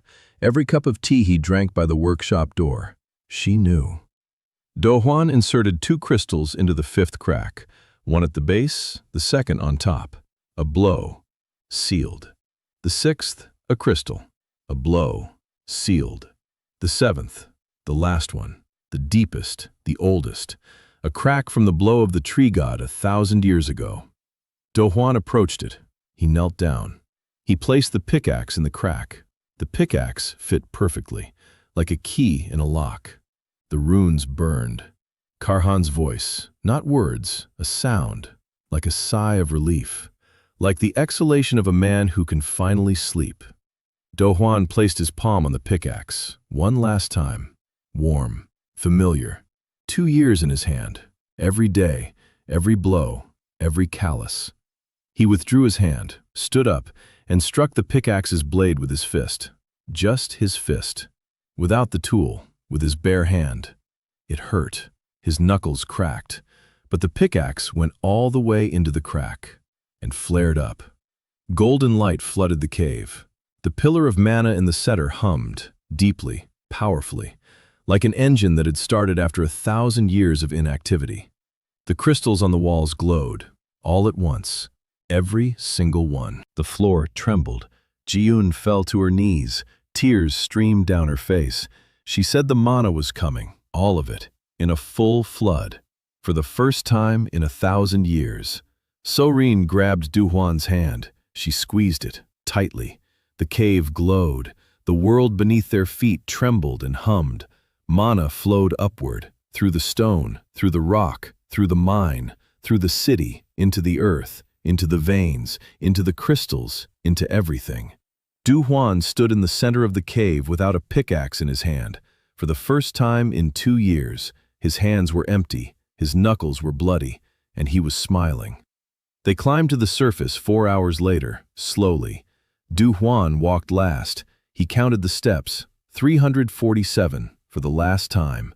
Everyone was waiting for them at the top. Ara at the mine exit, hand on her sword, eyes on him. Yuna with a notebook. Hanmei on the roof with a gingerbread cookie. Amber at the gate. Ryu Gonsu at the office. Namsu, Hojin, Bae. Moon Hee with her son. Blacksmith Park Chol. Sergeant Cho in a chair by the window. 30,000 people outside the walls. Dohwan stepped into the light. Morning. The sun. One sun, not 2. He blinked, looked again. 1. So-rin looked too. She saw it too. Ji-yoon looked up at the sky and laughed. For the first time, a quiet, clear laugh. She said the second sun was a reflection of mana in the upper atmosphere. A distortion from the root heart. Now the heart is whole. The distortion has vanished. One sun, the real one. Dohwan looked up at the sky. One sun, bright, warm, spring-like. He stood at the mine entrance, looking up at the sky, and he didn't need a pickaxe to feel that the world had changed. The air was different, lighter, cleaner, warmer. The lean winter was over. Right now, this morning, forever. Ara approached. She looked at his hands, broken knuckles, blood. She took a handkerchief from her belt and bandaged them, silently, tightly, like a soldier. Then she looked him in the eyes and nodded. Yuna ran up. She held out a notebook and a pen. He told her he needed a minute. Yuna said the report wouldn't wait. Dohwan laughed. Han Mei jumped down from the roof. She walked over. She looked at his empty hands. She asked where the pickaxe was. Dohwan replied that the pickaxe was at home. Han Mei didn't understand. Dohwan explained the pickaxe remained in the heart. It had sealed the last crack. It was part of the world now. Han Mei was silent. Then she quietly asked if that meant he was no longer special. No more splitting. No more voice in his head. No more magic. Dohwan looked at her, then at Sorin, then at Aru, at Yuna, at Jiun, at Amber, at Ryu Gansu, at Sergeant Cho in the window, at Nam Su, Ho Jin, and Bei, at the city around them, at the walls, at the winch with the sign, at the board with the names by the gate. He replied that he had never been special. He was a miner who knew how to read the strata, and count, and set supports, and cook soup. The pickaxe helped, but everything he built, he didn't build with a pickaxe. He built it with a notebook, and his hands, and the people who believed that their labor could be counted. It's not magic, it's work. Han Mei looked at him. Then she took a honey gingerbread cookie out of her pocket, a whole one. She held it out to Dohwan. Dohwan took it, bit off half, held it back out. As always, you need it more. You're thinner. Han Mei took the second half, bit off a piece. Tails poked out from under her cloak and swayed. So Rin approached, stood beside her, silently, shoulder to shoulder. She wasn't looking at him. She was looking at the city, at the winch, at her sign. She said one thing. She said she needed a new project. Winches and pumps are fine, but she wants to build an elevator for people. Not for ore, for people. One that will carry miners up and down so they don't have to climb the stairs. Dohwan replied that it was a good idea, and that the handle should be at her height. So Rin turned to him. Her eyes said it all. 2 years, 243 cups of tea, every night spent over the blueprints, every plaque with her name on it. Every time he told the craftsman, if she says so, do it. She didn't say a word. She just stood there. That was enough. Jiun was the last to approach, barefoot, on the warm spring stone. She looked at Dohwan and said she knew the answer to his question, the one he'd asked a year ago, what she loved. She said she loved the smell of fresh rock, and him, in that order.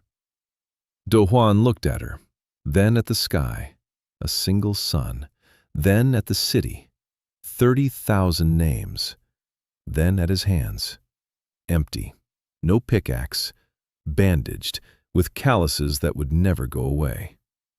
He took out his notebook, opened a blank page, wrote it down. Year 3, spring. The root heart has been restored. The lean winter is over. Karhan's pickaxe has been returned. The lucky strike ability has been lost. The mine is operational. The city stands. The people are alive. All 30,247 of them. He closed the notebook, put it in his pocket, looked at the mine entrance, a dark rectangle in the rock. Familiar. Familiar. Down below was ore, silver, iron, mana crystals, veins that would last 100 years. He no longer needed magic to find them. He knew where they were. He had always known. 6 years of mining in another world. That couldn't be taken away. That couldn't be erased. It was his. Dohwan turned to Sorin. He asked if she had a spare pickaxe, an ordinary one. No runes, no magic, just a pickaxe. Sorin replied that there were 200 in the storeroom. Which one did he want? Dohwan replied that he wanted the crookedest one. So Rin raised an eyebrow. Dohwan explained that crooked pickaxes break faster, and he was used to breaking them. So Rin snorted. She almost laughed. Almost.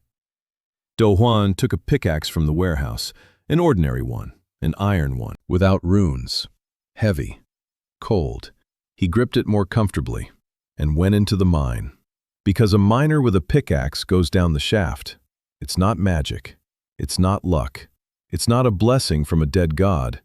It's work. And the work never ends. It never ends. It just goes on. Tunnel after tunnel. Name after name. Day after day. The trash-picking miner from Taebek, who dug his way to the heart of the world and fixed it, with an ordinary pickaxe and a notebook in his pocket.